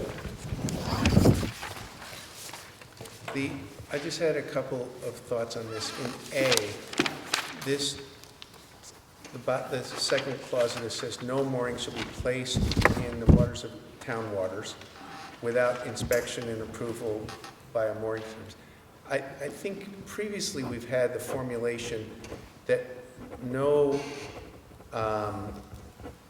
mooring tackle should be placed in town waters other than by a mooring service acceptable to the harbor. Because what I'm trying to do is get away from somebody wanting to do their own mooring work and then just have inspection and approval. But they really shouldn't, and not that that many people will work on their own moorings other than some people in this room. But Holly Pond. yeah, so, but it should just be kind of placed, again, we can come up with some language, but I'm trying to get away from the scenario where someone's trying to do the work and then just get it inspected. They shouldn't do any work on it. Why don't you suggest, Yeah, restate that for me? yeah, we'll come up with something. And in, Wouldn't that be put in the, it should be put in the tackle standards? Yeah, Yeah, yeah, all those. yeah. and in the second line of A, waters of Darien somehow or other just got turned around. The defined term is town waters. Yeah, so noted, got it. But I think your theme, Flip, is that should be placed, I think your concept is by an approved inspection service? Marine, Marine service. mooring It's a contractor? mooring service, approved mooring servicer, and they're actually doing everything. They're inspecting it, they're putting it in, they're taking it out, they're doing everything. That there's no role for the owner-operator doing their own mooring work. Do you actually certify a marine servicing entity? Or do you just, is it essentially, No, I've never done that. You know, we have 2 contractors in the harbor, for the most part. There might be one other one that may, but for the most part, it's just 2 contractors. And I know both of them, and I know the services that they provide.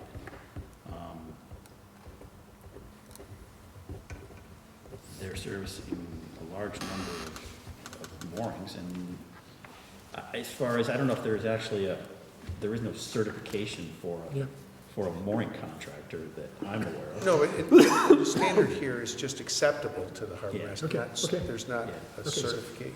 I've written this as Can follows. I make it, Go can I ahead. make a suggestion? Sure. I think this is one of the sections where, like, the ordinance should really say that, you know, the mooring tackle, must be effective for status and conditioned biannually by whatever the mooring inspection service acceptable to the town. And then the rest of this really belongs in regulations, the process of how to get that done. And I mean, I think maybe I would leave in, you know, if mooring tackle, you know, fails some of the conditions, then this is grounds for revocation of a mooring permit by the harbor master or the town, whoever wants to. But I think the rest of it really doesn't belong in the ordinances because these are things that could be changed based upon the town system, and it just sort of gets into details that don't really belong in a statute. Yeah, I think the point we've heard a couple times is this balance of what belongs in an ordinance, what belongs in regulation.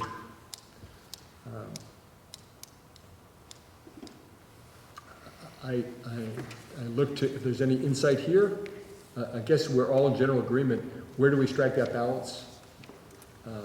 Is it appropriate to have, this is where council would suggest this passage belongs in this category versus another?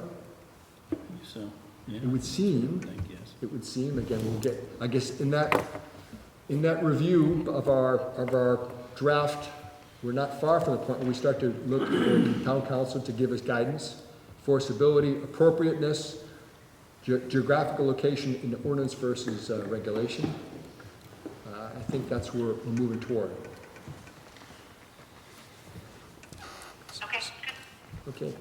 As an interim step, I've written, no more tackle should be placed in town waters by, other than by marine services contractor acceptable to the harbor master. Yeah. Roughly?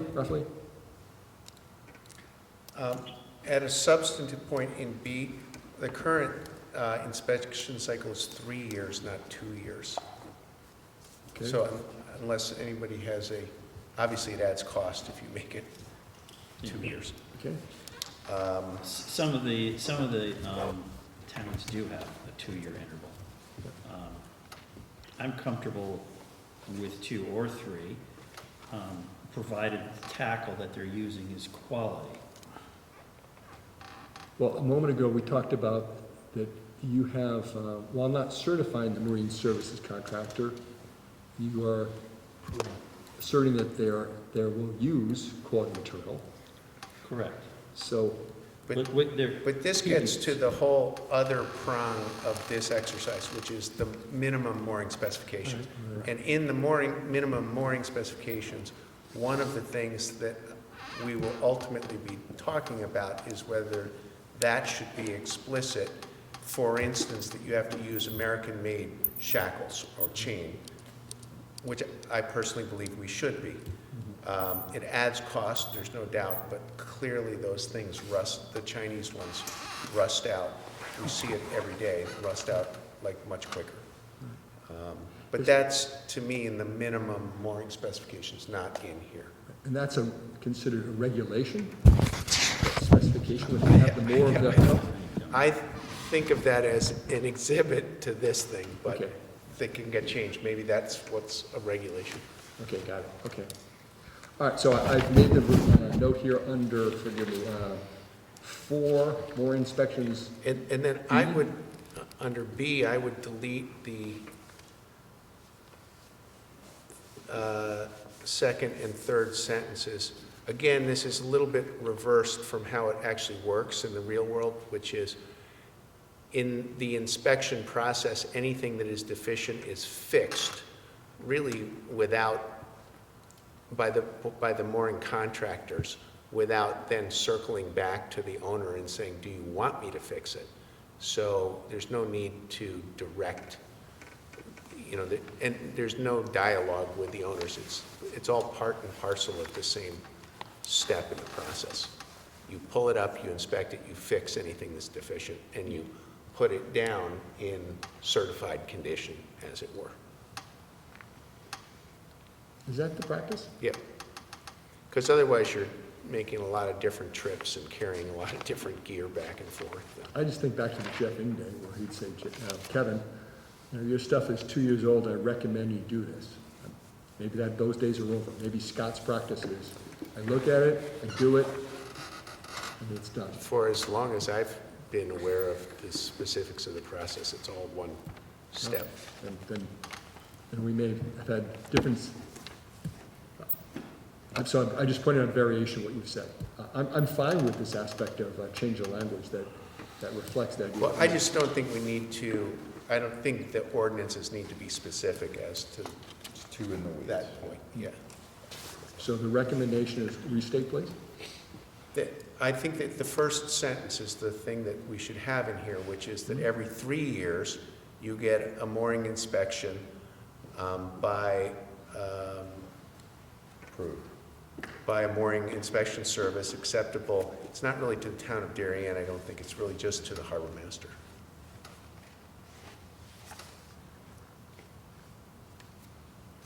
John, do you want this last sentence? Failure of a mooring to make such a replacement? Do you need that Last sentence, under B? B. Inspection from. Failure of the mooring owner to make such a replacement shall be grounds for Failure it. of the mooring owner to make such a replacement shall be grounds for revocation of the mooring permit by the harbor master. Well, Yeah, it's, it would be. I mean, if they fail to maintain their tackle. You've told us about that north it's- section. Yeah, it's really, yeah, maybe the thing is, it's not only inspected for soundness, but it's certified for soundness. And without that certification, you can't have a mooring. But I don't think we have a defined certification, right? Well, no, but that, it's not defined, but clearly the practice for forever is that the mooring servicer Pulled, serviced, pulls it, and goes checked out and and says, replaced, yep, I correct? looked at it, it's okay. So that's the certification. And that's why there's Okay. no back and forth with the owner. There's just like, we're doing it to get it back to acceptable grade. And the owner can't say, well, do the chain, but not the shackle. You know, it's like, and so, but to your point, in the initial sentence, it's more than just inspection. It's inspection and servicing to get it to an acceptable condition so that it can be quote-unquote certified, even though there's no formal, there's no checklist that I've seen as to what constitutes a certified that? mooring. Yeah. It's just in compliance with the minimum mooring standards.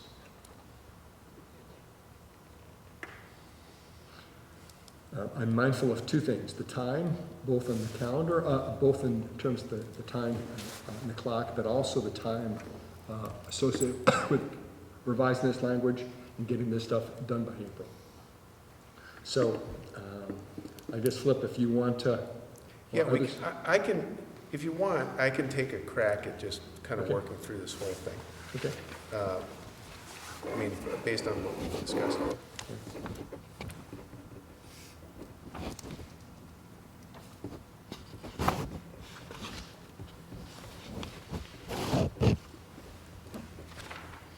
All right, looking at 7827, there was no change from the current town ordinance.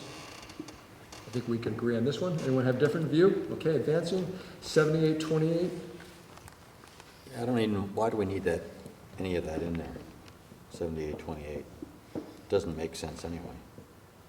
it's in, as a frame of reference, it exists today in the statute, in the regulation. That's just a framework. But I believe that this section is actually factually incorrect. It is. Because harbor of the, because master- of the docks? Docks. Yeah, docks, docks and, the harbor master has no John- regulatory oversight of docks. Other than to report. What do you mean by report? That's it. You report what, to whom? Say you have a dock and you modify it. and go beyond the spec of your permit with the state, I could report that, measure it, report that to the state.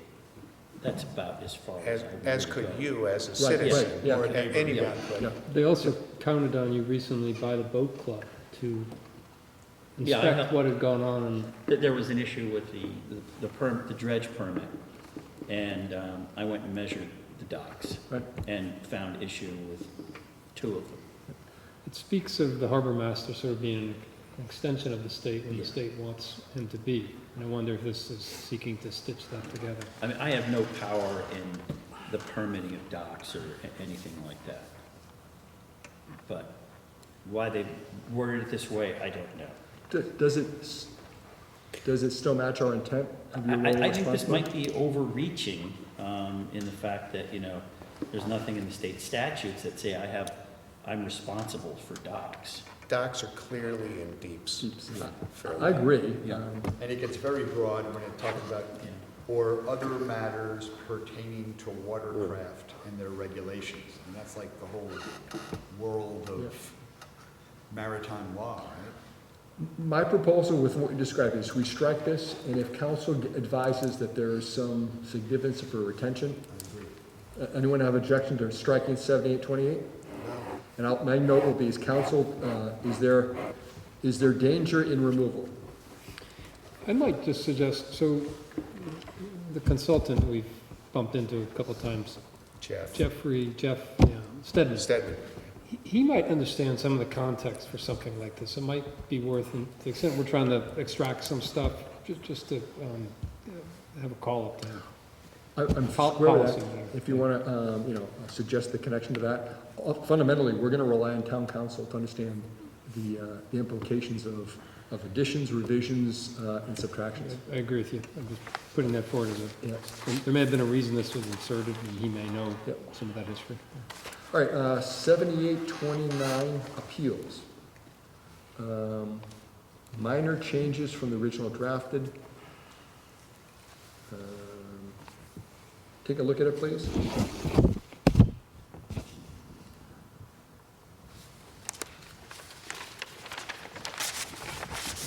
John, anything that you're concerned about with that language? No, I mean, I think it's good, that it's there. Yeah. I really don't take issue with it. Jim, you had a...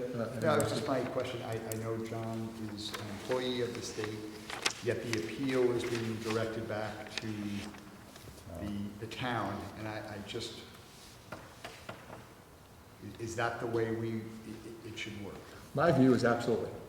Yeah, Absolutely. it should, because if I overreach in my powers, at the local level, it could be grieved. And it could even be brought to the level of DEEP or even the governor. If I overreach, if, I don't treat people fairly, there's action for that. Okay. Any further Or anyone discussion? else crazy enough to take this job. I'm looking, John is the stakeholder now, said, but yeah. his successor.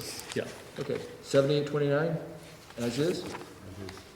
7830, commission, coordination with government laws and regulation. No change here other than, I think, Capital H, capital M. Yep. Is harbor master a defined term? Sam? I see it spelled.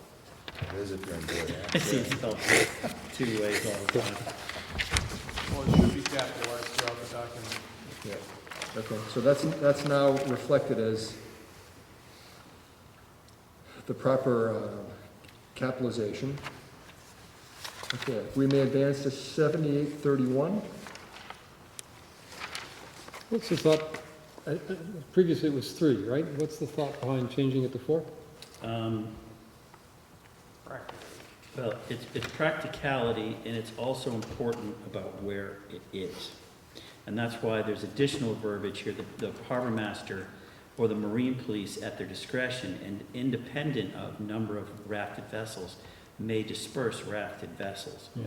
There are places in Ziegler's Cove where 4 boats rafted together are not an issue, and other places they are. Now, 4 17-foot whalers rafted up is less of an imposition to Ziegler's than 3 40-foot sport fishing boats. That's sort of the analogy I use. So it's, you know, the problem is the police or the harbor master goes in, and now we have 3 very large vessels that are blocking the way, and the ordinances say 3. And supposedly that's not a problem. So it's no more than 4. The 4 boats rafting up in Scotts Cove is rarely ever an issue. But on top of this is the concern with the tackle, which I don't know if we want to get into that right now. But the tackle standards in Ziegler's Cove need to be changed for a couple of reasons. Because of the rafting and because of the density of moorings, we can't abide by the standards of length of chain and scope on the moorings. So to compensate for that, weight has to be added. With the rafting being a problem, I sort of wouldn't be inclined to increase the number from the existing 3 to 4, just because it sort of signals more boats are okay, where it's always should be sort of a discretionary thing, if the boats are too big, et cetera. I also thought there was sort of a, I guess, literally a symmetry to having one boat at anchor and then allowing a starboard and port companion to come. Just a point of information, our last draft amongst of the 4 of us, I think the language said 3. No, it's been 4 for a while. Yeah. I think it's been 4, Kevin. Okay? It's not a huge deal, but it does signal a leniency. 3 feels like a better number to me. I don't know, from what I've It's just that, as a practical matter, when you're out there in Ziegler's, you'll And it see goes. 4 all the time, Yeah. and it's not a problem.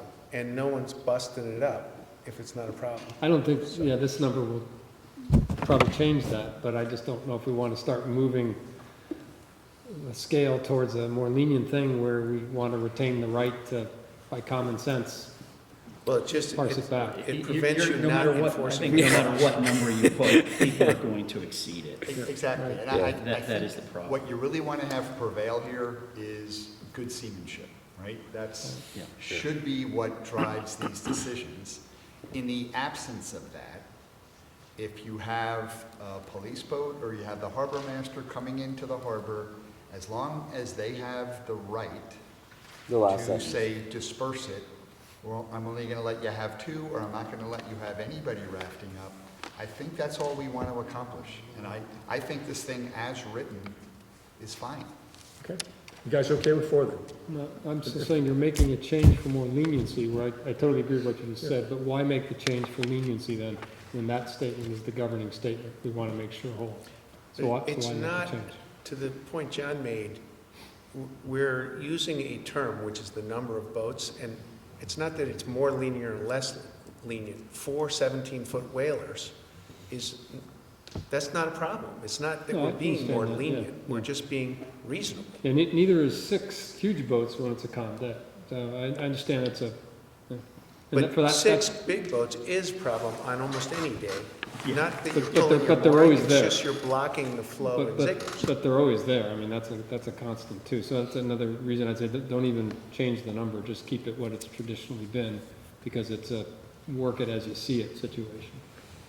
But I don't feel strongly, but that'd be my argument against changing. I mean, the rafting itself is an issue because it, I don't know if I want to start this, but the rafting itself is an issue in the fact that per your permit, and I'll explain to you how I view this. Every mooring is permitted to a specific person and a specific vessel. This rafting ordinance that we have actually flies in the face of that statute practice that we have. It's been accommodated now for decades, the rafting up. And I'm trying my best to make this as, I'm trying to be as accommodating to a town practice that's been going on for a long time, but I'm also trying to straighten up the standards so that it's safer but one of the things that is, as I said, is gonna be introduced is the heavier tackle. We may hear some noise about that, but as it stands right now, I am getting phone calls from people who have tackle right now that probably doesn't even fit the standard for the vessel that they have, because they start off with a 17-foot whaler, and now they have a 31-foot powerboat. And they haven't changed the tackle. And then they raft up with their friends. Or somebody else comes and uses their boat and rafts up and then drags that mooring. And now the contractor has to be involved and charge that person $400 to put the mooring back where it was. So I anticipate an argument about the rafting up, and it should be the town's responsibility to make sure that only the person that is permitted and his guests are on that mooring, as opposed to people coming in, and we know people are coming in who are not permitted to that mooring and using it. The standard is right now is I'm not allowed to, or anyone is not allowed to let someone else use their mooring. If you came in from the day out on the boat and you were a berthing harbor and you found someone on your mooring, you would ask them to leave. The same holds true for Ziegler's or Scott's Cove. That is sort of the measured standard. The town does not have the manpower to enforce in these day harbors to make sure that only the permitted boat is on that. If we were to start enforcing that, there would be, in my opinion, a tremendous amount of noise, as this has become a practice of recreation in this town for a long time. Don't you think the people that hold the moorings and Ziegler's know that that's part of the cost of doing That would be the business over there? position, that would be the position I take. If you were Chances are you're going into surprised. Ziegler's a long time before you got that permit, you knew what was going on, you knew what you were getting into.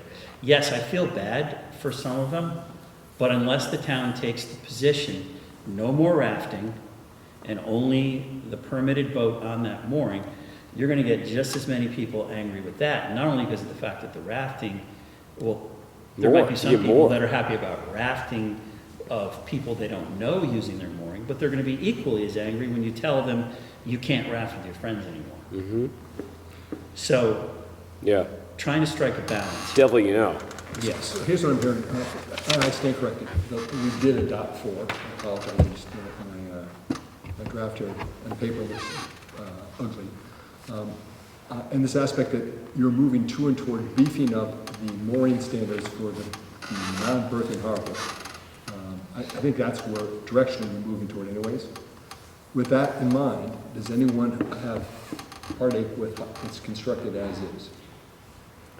Or what would you recommend we revise it? I'm just going to come back to the point I made in the beginning, which was, but we'll let someone come in there and drop an anchor with no regulations whatsoever on the anchor. Yes, we can enforce rafting, but I think we could go, I just have some concerns with trying to get too prescriptive on the hardware requirements in the, what is it, berthing, the day mooring areas, what do we call these things? Day moorings, yeah. But Day you're- moorings. Jim, we did get this idea. I don't understand just exactly what your concern is. I'm just saying, if we're saying that you're perfectly allowed to drop an anchor in Ziegler's Cove, Yeah. right? Obviously, practicing good seamanship is the norm.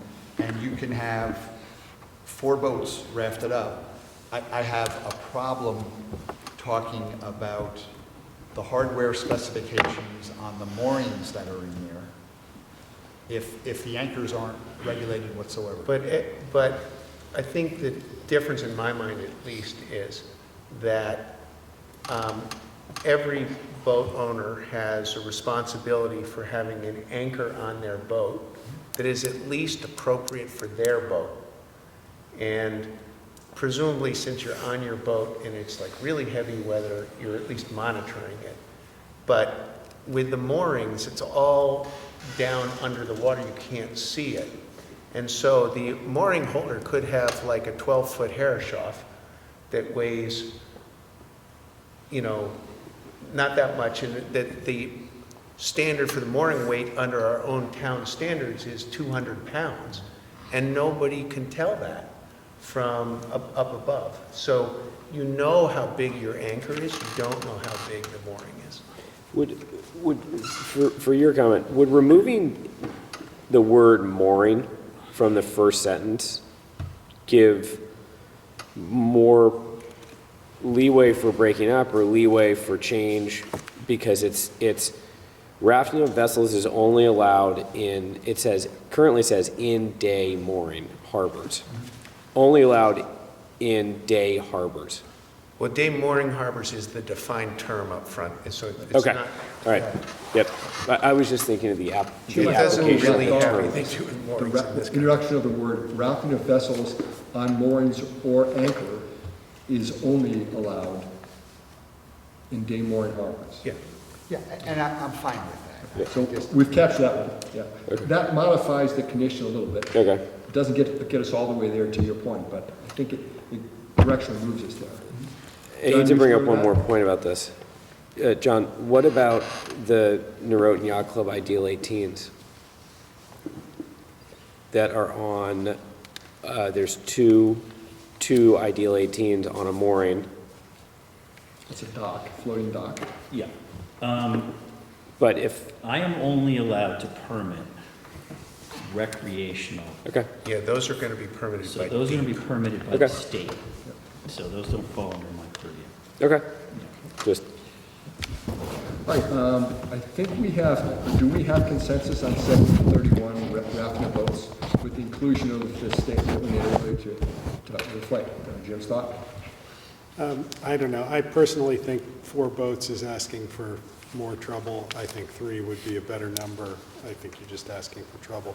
I have one more comment on this. It says rafted vessels must have a captain on board. Is the intent that vessels, meaning 4 vessels, need 1 captain? Or each rafted vessel must have a captain? If you have 4 vessels that are rafted and somebody comes and breaks it up, well, we got 1 person here. Sorry. Should we just say rafted vessels may not be left unattended? Because I don't really know what the term captain Captain is- is Yeah. like a little Yeah. unclear what that means. I agree with that. Okay, rafted vessels may not be left unattended? Is that acceptable? Anyone object to Right, that? but each rafted vessel must not be left unattended. I think you have to specify whether it's the group or individual. Okay, as modified, each rafted vessel may not be left unattended. Any objection? I would actually just modify it to say, each rafted vessel will have a captain on board at all times, and then you're covered up. Well, we were trying to move away from the term captain, because nobody really knows what that means. I know that she can hear you. I don't But know. you want someone who Yeah, can can- operate the boat if you need to split them up, right? Julie, should we repeat Flip's statement? The issue was that the term captain has a connotation of responsibility and a responsible party. I guess that's how I interpret it. That was, I think, the general guideline.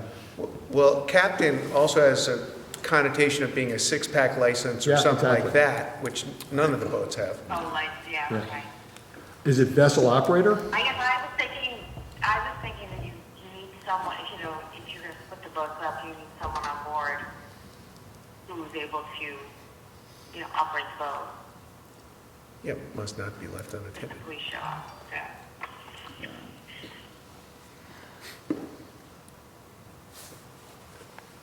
If we modify each rafted vessel may not be left unattended? Yep. it's fine. I don't know how overwordsmith it. I mean, Okay? ultimately, at any given time, you might have, Now, you might have a dog. you might have everyone on one boat. I mean, could be a child, right? It could be I exactly. don't want to, I don't. All doing this. Yeah, I don't want to over wordsmith it, but ultimately, everybody on one boat and two boats without operators on board, but they are They close. may not be very valuable, but they may be aboard. Right. Be empty. Well, yeah, intended word. Okay, I think we have general alignment on 7831. Julie, sorry? I just wanted to mention, while you guys were talking and I couldn't hear you, I Googled the applicability of contractual provisions in mooring permits. And in Massachusetts, mooring permits are considered more akin to licenses and not considered contracts.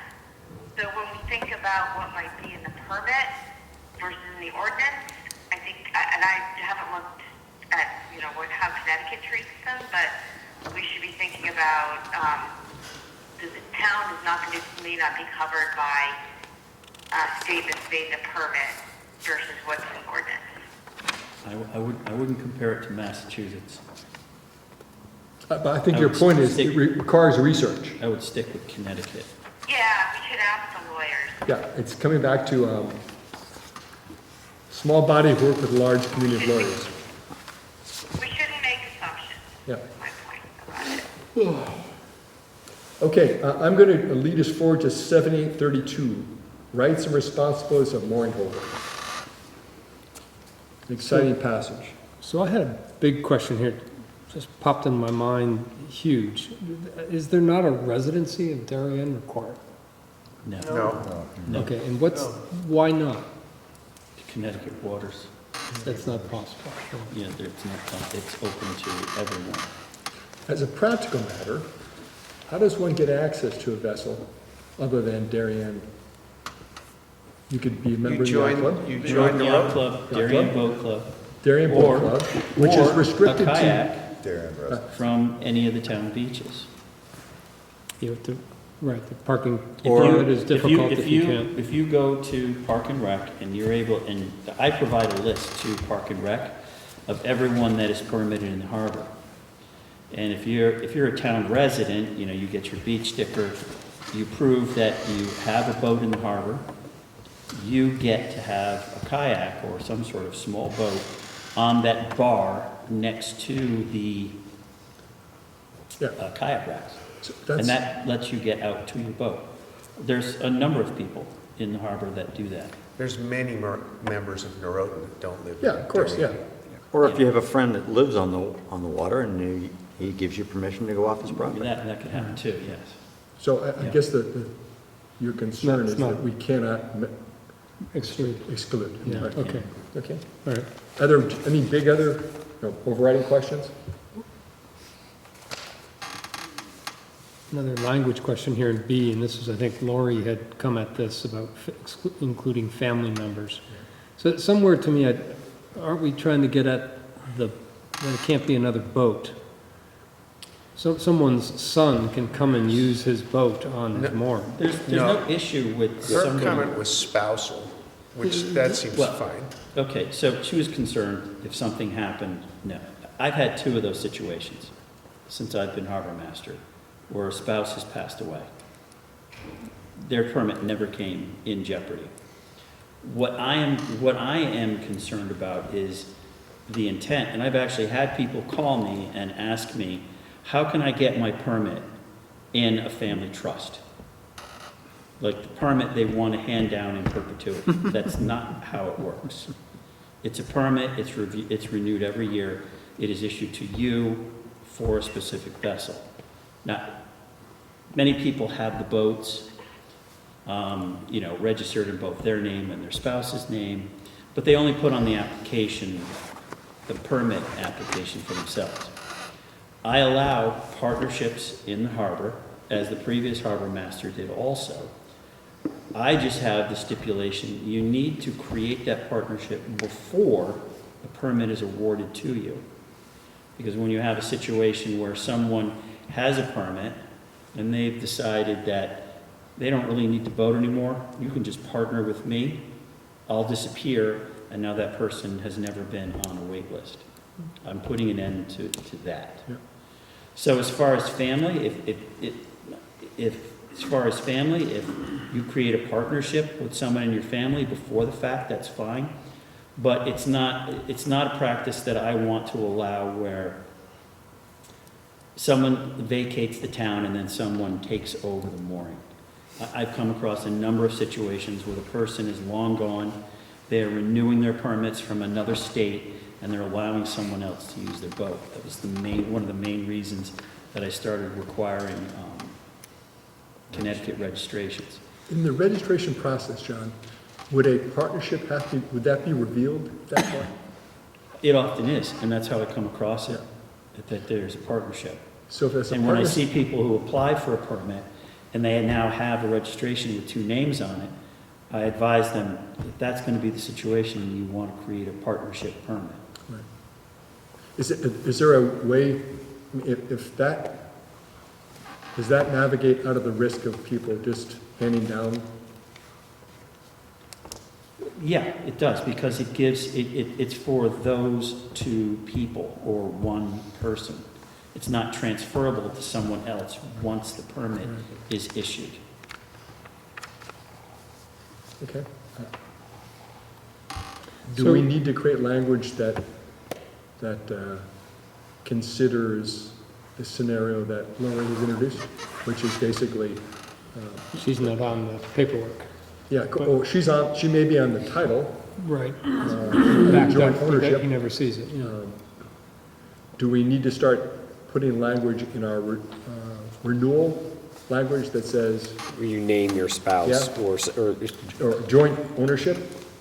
I'm thinking like a father who I- keeps a boat in the harbor and his son keeps coming back every summer and keeps using it, and so he's sort of, but I think that's what John's against. I think that's, The person, that person, if they're gonna have a presence and, someday they realize, my father passes away and I'm going to want it a mooring in the stops, it harbor stops at that someday, point, yeah. you need to plan ahead and get on the wait list like everyone else. but But what I believe I hear you're saying is okay, and in the realm of acceptability is, we'll use Doug and Lori Bora as an example, right? The permit is in her name, let's just say. She passes away.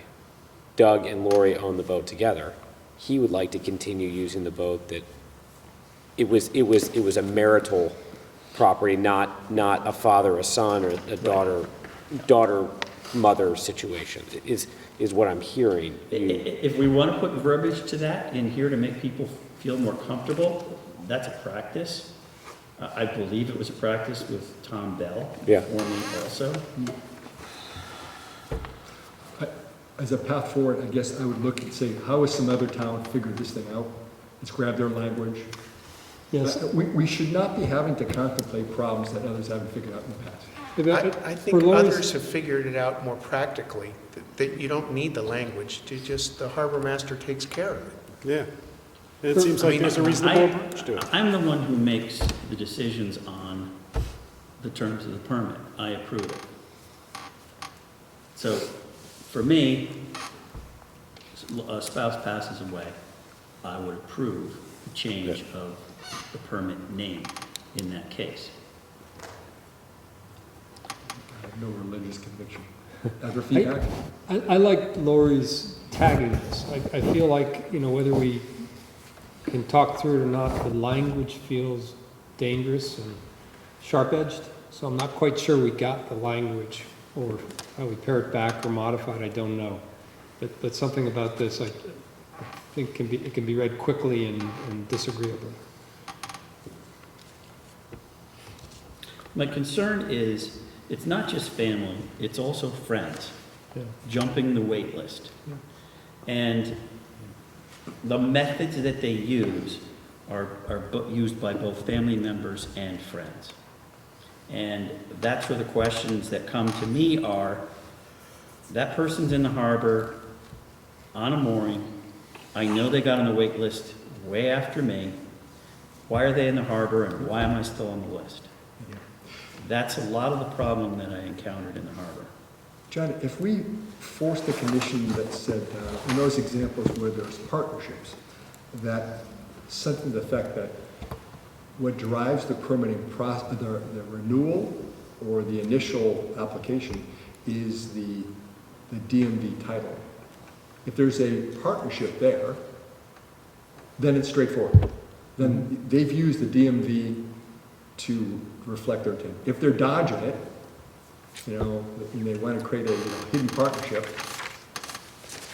and, it's pretty hard, it's pretty cold, but A lot of the issues that I've come across is I find someone else's boat on a mooring and they immediately want to create an impromptu partnership. so let's test that out. So that's not something that I can support. Yes, It's not so, so we say, listen, if it's not in the DMV registration, there is no defined, there is no partnership. But people will even go and say, well, I'll just go to the DMV and have it changed. Okay? It's after the fact. But It's against the true intent of the Yeah, applicant, the drafting and I think that's issue- what you're fighting a lot.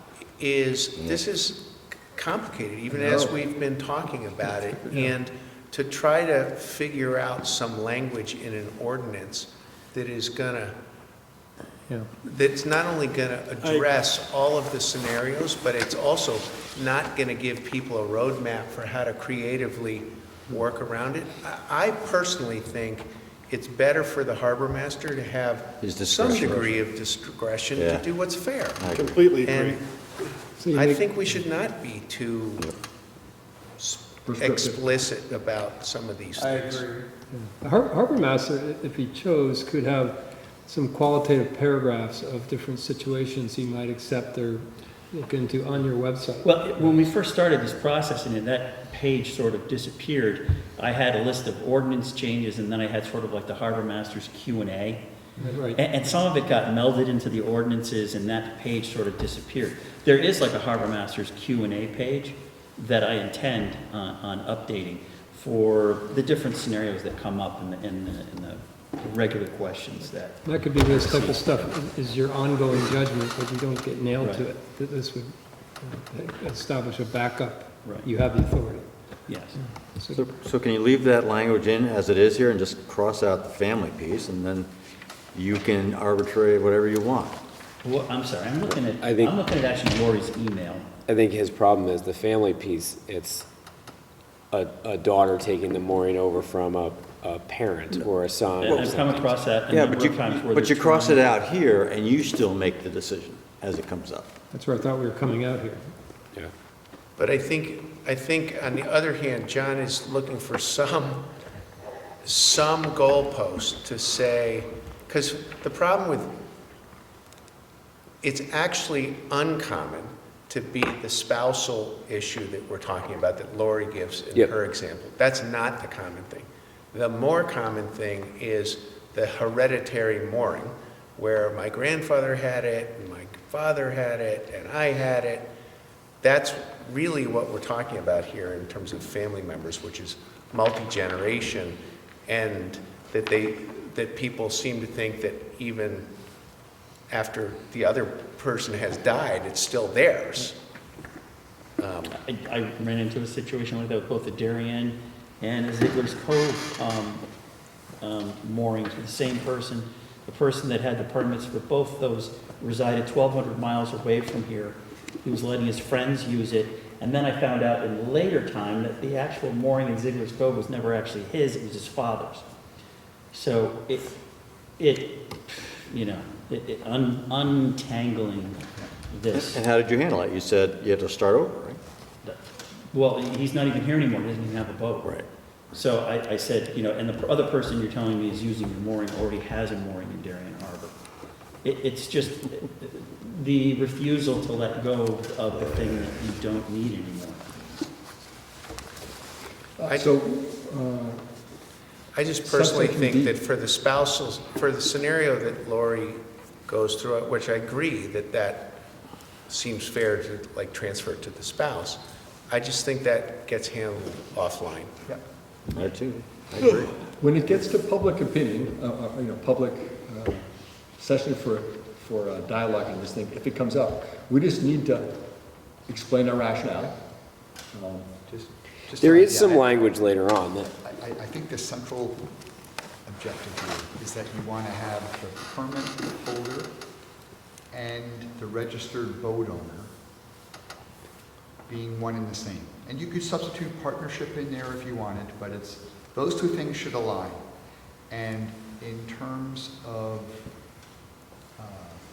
family, or in terms of the death of a permit holder / vessel owner, consideration can be made for, at the discretion of the harbor master, for transfer to surviving family members. Well, it's really not surviving family members, though. It's their spouse. Yeah. Because your surviving family member could be your kids or your grandkids. You don't have to lineage them. It's not a hereditary thing. It's You a don't permit. inherit it. It's a permit. You can pass down the tackle to your lineage if you want to. There you go. The permit. Okay, so maybe you can say Get in this, line. I just want to give John some defense. When I mean, someone you- comes along and says, well, that's not fair. No, I have discretion in this, to this degree of Yeah. latitude. We could And- put something in there that says in the event of the death or incapacitation of the owner. the permit holder, you know, the harbor master can have discretion to transfer the permit to their spouse or partner or whatever term we want to use.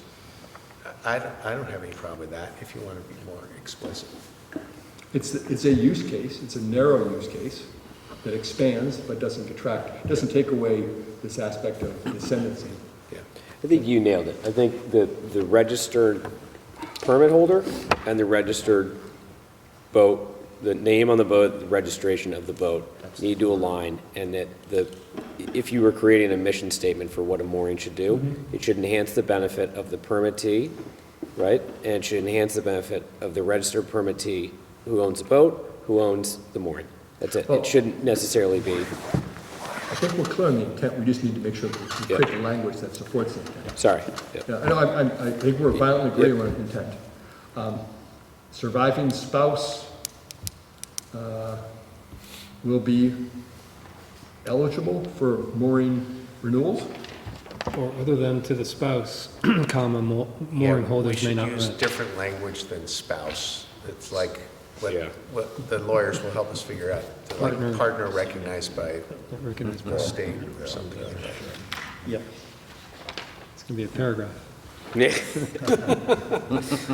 Okay, I've captured it that way, surviving spouse / partner / TBD Yep.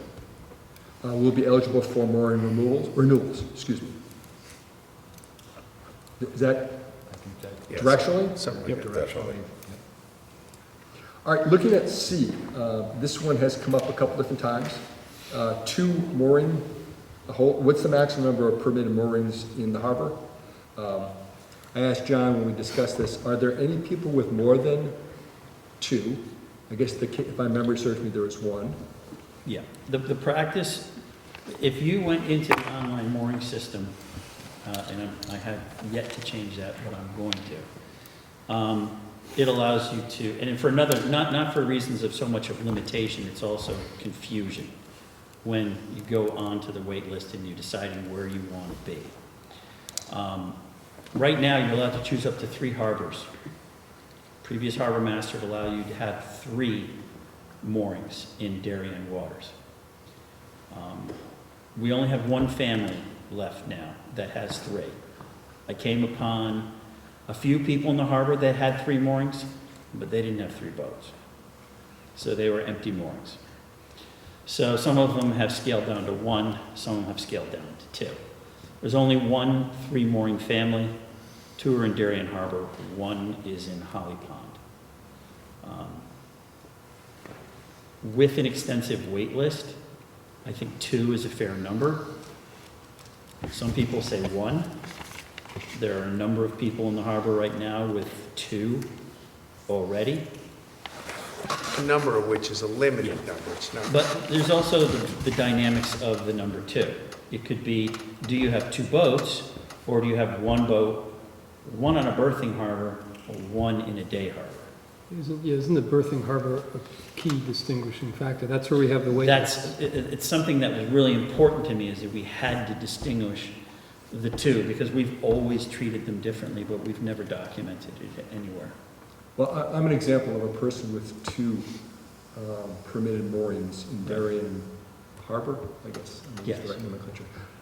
And there are others, and I'll just suggest to you that it won't be acceptable to me to have less than two.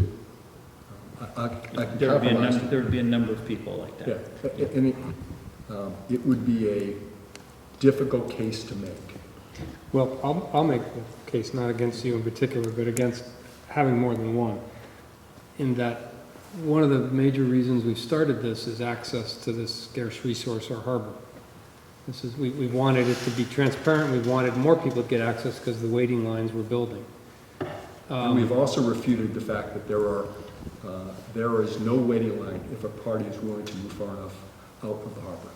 Yeah, I mean, that That's is, tricky, though. that is a big factor, because many of the people have a mooring for a smaller boat inside the harbor, and then a mooring pretty much way out where there's not really. It is undefendable, the idea of we're going to contract a permitted mooring at this point in time. When you have access to enough water in the larger harbor, Well, it may maybe, not be convenient. maybe the second boats go way out. But anyway, just make this point, is that the wait list was one of the drivers to have this process start. It was definitely a driver.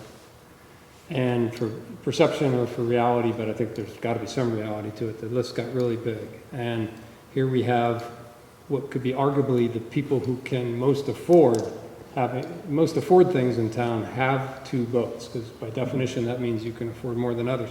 There's a lot of people who don't have two boats, just can't even get one in the harbor.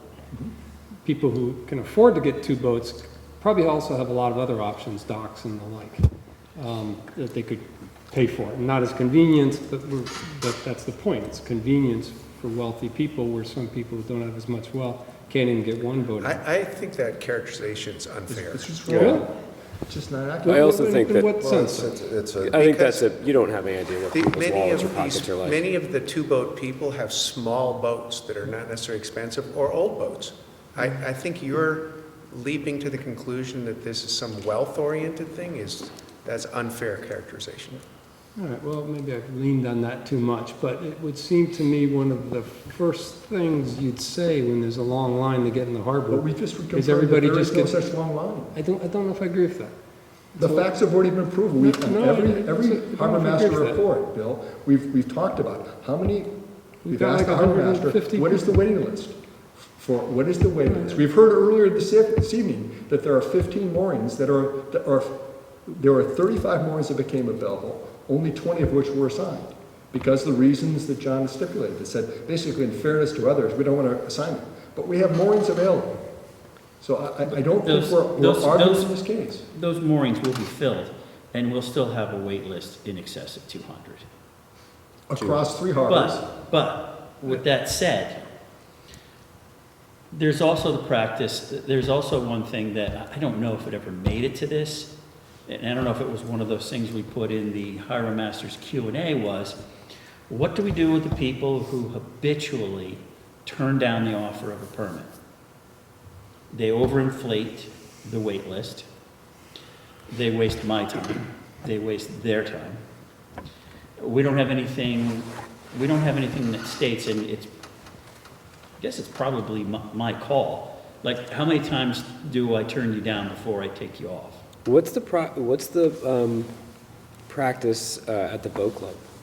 Because similar, right? Long wait list, things move slowly, sometimes they move fast. I think it's either, if you turn down the fleet captain twice, you lose. Your place in You line. lose your place, and you drop down, you don't even drop down to the bottom of the list. You're taken off the list for 3 years. But then you go back, after 3 years, you go back to where you were, because it's based on seniority. Okay. How much of a practical problem is this? So how many people have more than one mooring? Are we talking about It's 30 not a problem. spaces First of all, taken? it's not a problem unless you make change No, the regulation. It's not 30 Is it- is people. it- have two No, it's boats. not that many. I wish I, So that would be, 10 so that's people? comforting to know that. But I also think that, like, in the future, I wouldn't want to see, but how do you That measure two? Are dominates. you talking about 2 moorings? Birthing Two boat- harbors, to me, birthing Birthing harbors harbors? really matter, yeah. There's So probably- just cast your But boats the all other- around, that's the- fine, but birthing harbors where it's easily accessible Why to a is it young more or family. less the case with berthing harbors? Well, because that's where it's accessible, everybody wants a boat in Darien Harbor, right, in Norotan Harbor. That's where it's accessible to a young family moving in, has got access to put a dinghy on the beach, tie it to one of the pipe, on the beach. We now have Great Island, is that issue still an issue?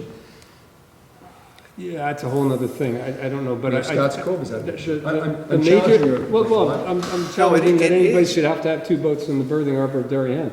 Why is that convenience so important to them?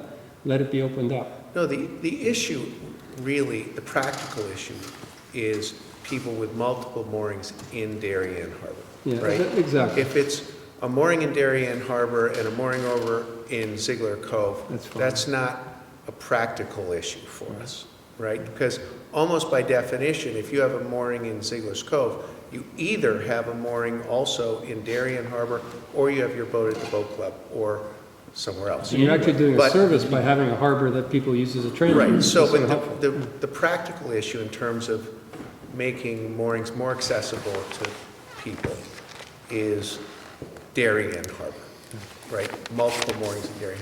There's also another kind of complexity, which is, I believe, a number of the multiple mooring holders also live on the water and have literal rights to have moorings for certain boat, like frequently smaller boats next to their house, and then they have like their other boat. Yeah, I would exclude those also, because they get the right to that. So, I mean, it's nice to hear that maybe this isn't an existing big problem, that this is 10 or under, so that I take wind out of my sails in any argument. But I also would not like to see it get to be a problem. So if we've got the standard of 2, that bothers me about where it might go. Again, I think this is like a key resource for everybody in the town, and I think equal access to it I really mean, matters. I think as a practical matter, what we're really talking about is sort of, in a sense, grandfathered moorings, because I don't believe it's going to be actually people applying for 2 moorings prospectively. These are in many cases people who have had their 2 moorings or 3 for many years, even decades. And I would say there's a And- whole other matter of maybe you don't change anything quickly. There might be a grandfathering or whatever. Right, so, I mean, but, This to have aspect, almost none of these, can you think of any of them who have more than 1 mooring, who have gotten their 2 moorings in the last 5 years? That's not the way this is working. These are legacy. These people have been in the harbor for To quite some have the time. discussion, I think we should get to facts about what the real situation is with the mooring, the waiting list. I'm But- not quite agreeing with you on that, but but- I understand there's some arguments to be made. No, Let me it's okay put it if this we way, don't agree, at but least my we own should be personal fact-based. view is, there are many more open spaces, I'm not talking about winter spaces, but other spaces that we can still put moorings in than there are multiple mooring holders. It's like, this is a small number in the global scale of things. I think And we're it's chasing a a problem that legacy, doesn't it's exist. a legacy issue, and I think over time it will go away. My greater concern, frankly, was that the aspect that we would need to put a fixed number of mooring permits per person at all, when in fact, I don't believe we have a mooring waiting list problem. I don't, I'd like to get to that fact first before we say, listen, we should, I think we should could change chase this around for hours here, and it's 10:30 already, or coming up on it. you see how exciting all these I'm ready to passages are. surrender. Well, I'm not ready to surrender. We're about halfway through this document, maybe it's a good time to break, and we're gonna need another session to go through this. Well, your process point, it's 10:20. We maybe all are getting tired. Do people want to organize another special session between now and Christmas? Certainly we can do that. Yes. I think that's a good idea. We've gotten over 5/8 of the way through, I think. It's been a good discussion. There are some clear changes that we've all agreed to, which should move the first 5 pages along, and the last 3 can be dealt with in another session that's hopefully not 3 hours. You guys game for that? And so we'll do something between Thanksgiving and Christmas, a couple weeks into December, week to 2 weeks in December? And we can try to turn another draft of this document to everybody in the interim, so that Absolutely. I wonder if we could do that and make this next session constructed in such a way that we could take I guess the procedure point. Do we need a public forum? I don't think till you I don't get through think the we're ready for document that. as I a think you want time. to get through the attorneys also, so you've got a lot of authority on your, because there'll be an attorney in the audience somewhere starting to poke holes in the regulatory versus ordinance and other things. I think you really want to put this through an attorney first. I think you have It's to like ask. having an attorney reconcile a lot of what we've talked about, what ought to be in here relative to what goes on in your permitting process would be helpful before looking at this again. Because I think a lot of the time we've spent here is like, well, what goes here, what goes here? Maybe there's a way of cleaning this up a little bit, not to say that good work wasn't done in creating a great doc, but I don't think people just really understand what goes there and what ought to be here, and when we get a clearer sense of that, I think we can breeze through this more quickly. I think that's a good point. I think you might ask Lori what the procedural fact is for the actual steps, right? So like, do we meet again, review the second half of it, then you get like a working document, and do the lawyers look at it then? Or when does public comment happen? Is it before lawyers and approval and like we get to like, this is what we have? And then it has to be reworked or approved or not after public comment? I don't know those steps. So just Put as them up it there, I goes, thought, right? Sir? I thought you put them up in the beginning. I thought That you was did. my understanding of the Right, process. it's a general process. correct, I just don't know where, There's some iterations when does the there. final document Yeah, come out for people to comment on before or after the comment? that's got to It's- be close to the back end of the process before you share it with the public. Because Well- there's no sense sharing. You'll never get anything done, right? It's kind of factually Look, incorrect. I think we made great progress tonight. It's laborious, okay? We're here 3 hours. I think we all wished we were done. We're not quite there. But I liked the way the conversation went tonight. I think that this whole idea of directionally, are we right? Is this what we're trying to accomplish and we're capturing that? That's good. We're 5/8 of the way through. I think we just motor on in another session, and we walk out of that room, if we're more or less aligned in the directional aspect of what we want this document to be, I think that's what we want. Step 2 is going through it with the proper attorney to make sure we haven't missed anything, and we get into regulation versus ordinance. I mean, that's beyond my pay grade here. And then there's a decision made whether it has to go to public forum or not. I would prefer to not have to go there. This is, it's actually an open meeting here, so Susan, do you have an insight? Yeah, so Susan Mark, so I'm almost 99% sure you guys don't have the authority to have a full public hearing. I think it goes from you to a lawyer to the Board of Selectmen. So then the Board of Selectmen has the public hearing. And I think it's John that presents, if I'm not mistaken, I was looking at the ordinances and the process. And I think it's John that presents it, but I don't think you guys have. Yeah, You can have a public meeting, any meeting is public, if people can input, but I think if you want people to, if you're making changes to ordinances, the Board of Selectmen would hold it. That makes sense. The only caution I have for you guys is if you want to make sure this is ready for, let's say, March or April, and I didn't see the beginning of the meeting, you have to work backwards, because yes, it has to go to the Board of Selectmen, to a lawyer, to the Board of Selectmen, and then it has to go through the RTM process. And there is a meeting every month, but there's deadlines as to all of that. So I would think you would want to be at the RTM meeting probably in February is my best guess. Again, this is just estimates. So you have to work backwards from there. So I would suggest you have your next meeting fairly quickly. Board of Selectmen meets twice a month. And so you're not out of time, but I would not wait too many weeks. And try and get on, John's about to make sure you get on the schedule. That would be my suggestion. Again, this is just So I think the two suggestions here, I think David's made a good point that getting a lawyer involved would make our discussion efficient, but you may not get a good lawyer's input quickly enough. And per what Jim was saying, we're making some progress, we're 5/8 through, perhaps we just get together another several weeks and bang out some more hours, and then you got our input. And so my guess is that's probably the way to go, unless you can find the lawyer, can stream in here and clean it up before we next meet. It seems unreasonable because it's be a double banger. Clean up 5/8. Yeah. right, Yeah. And give us overall structure, and then give us the remaining 3/8. And once again, I don't think we're going to get there. So, But I think we can actually, I mean, when you look at what we haven't gotten Make it to, quick. I think we can do them in parallel, like both of them as quickly as, get a lawyer involved as quickly as you can. Also, let's get together and bang out the other ones as quickly as we can, because many of the other ones, you can say, oh, okay, is this a regulation, is this an ordinance change? But it's going to be somewhere. Yeah, it's a geography. And it's, and you'll get our then it's sentiments. just a It's just question of where does geography. it go? Yeah.